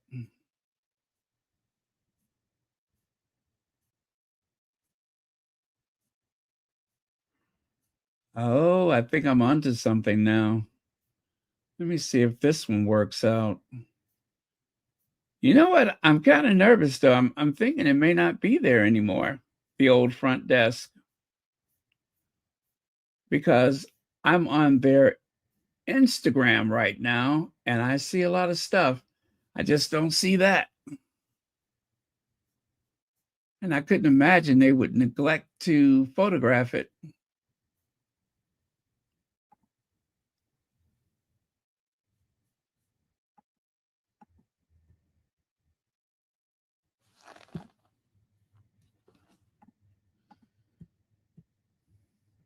The only bad thing is that they have a laundry room. They do not have a laundry in the apartments. Oh my God, that view, that view.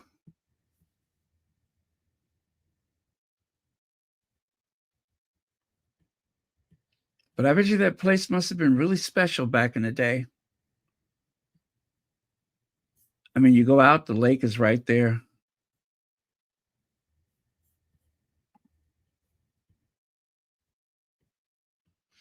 But in a way, it's kind of like a little Paris apartment. You ever see those people on YouTube where they show the inside of their Paris apartment? Not very big, very cozy, and the space is very deliberate.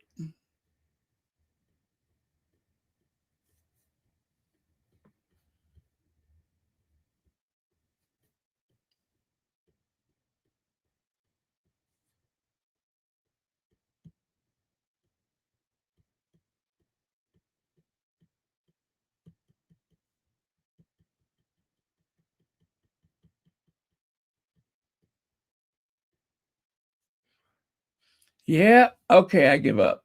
I give up. I don't see it.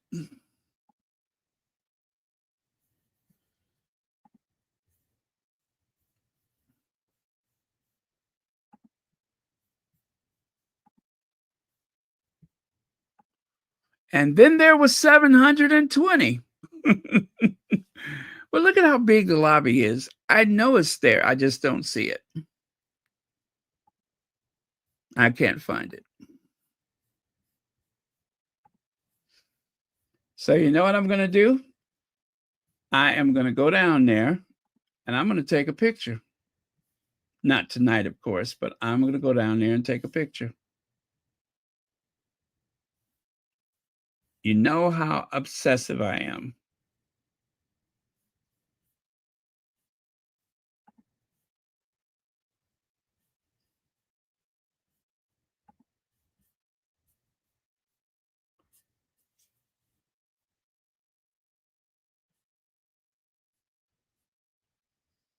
The Wrigley Hotel.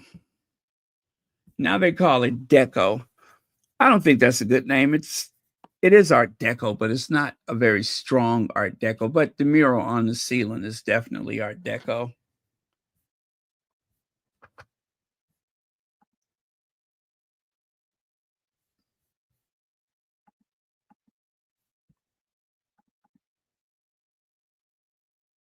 That mural is pretty nice. It really is.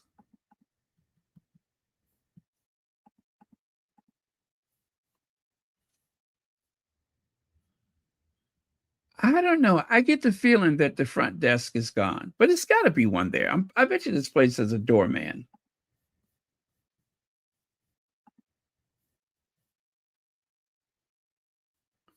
I just haven't seen one yet.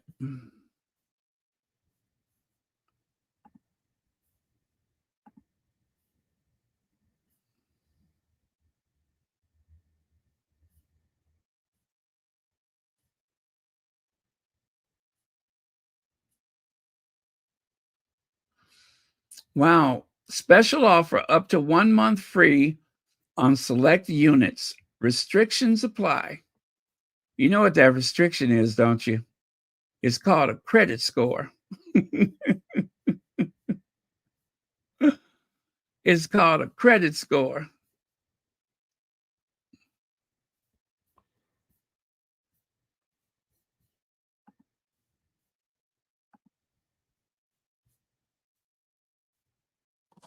That'll make or break you.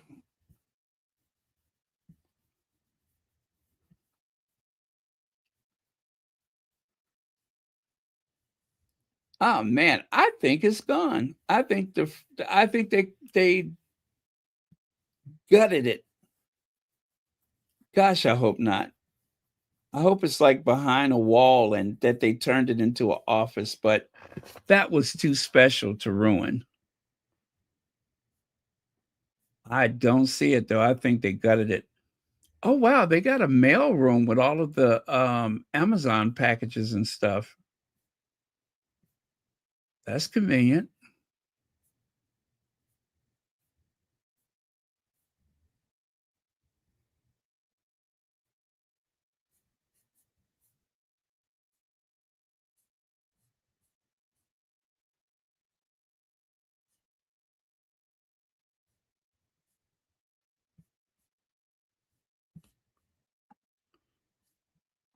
I'm gonna call down there tomorrow and be like, hey, I know y'all don't know me, but do you think you could go out there and take a picture of the front desk?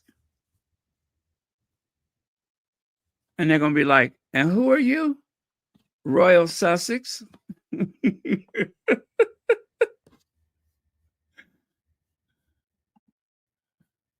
Who? Royal Sussex, damn it.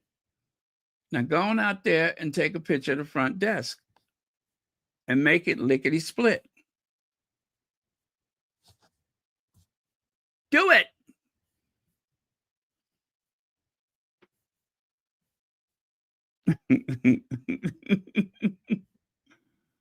Oh man. Did you all Google it? Did you see the rooftop deck? If not, I'm going to show it to you now. That rooftop is going on.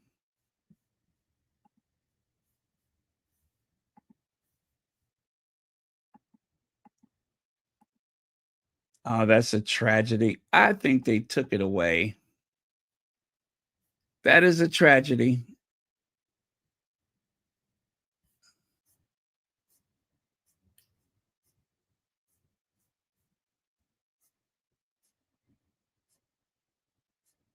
And then, of course, on what is it in August? In August, you can go up to the roof and enjoy the Chicago Air and Water Show. You can see it from right there. You can see the Air and Water Show.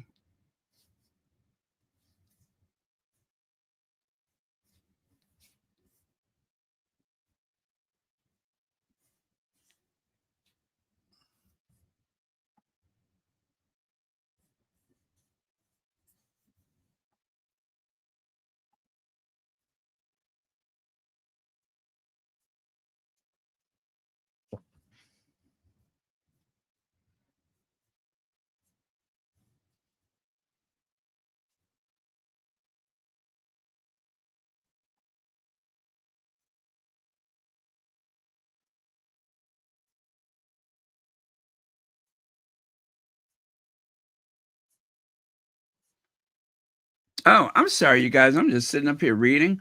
Let me see. Thank you, Baron. You help more people than you know when you open up about yourself. Oh, okay. Well, thank you very much for saying that. Thank you very much. I appreciate that. Connie Balmer. Oh, thank you, Connie Balmer.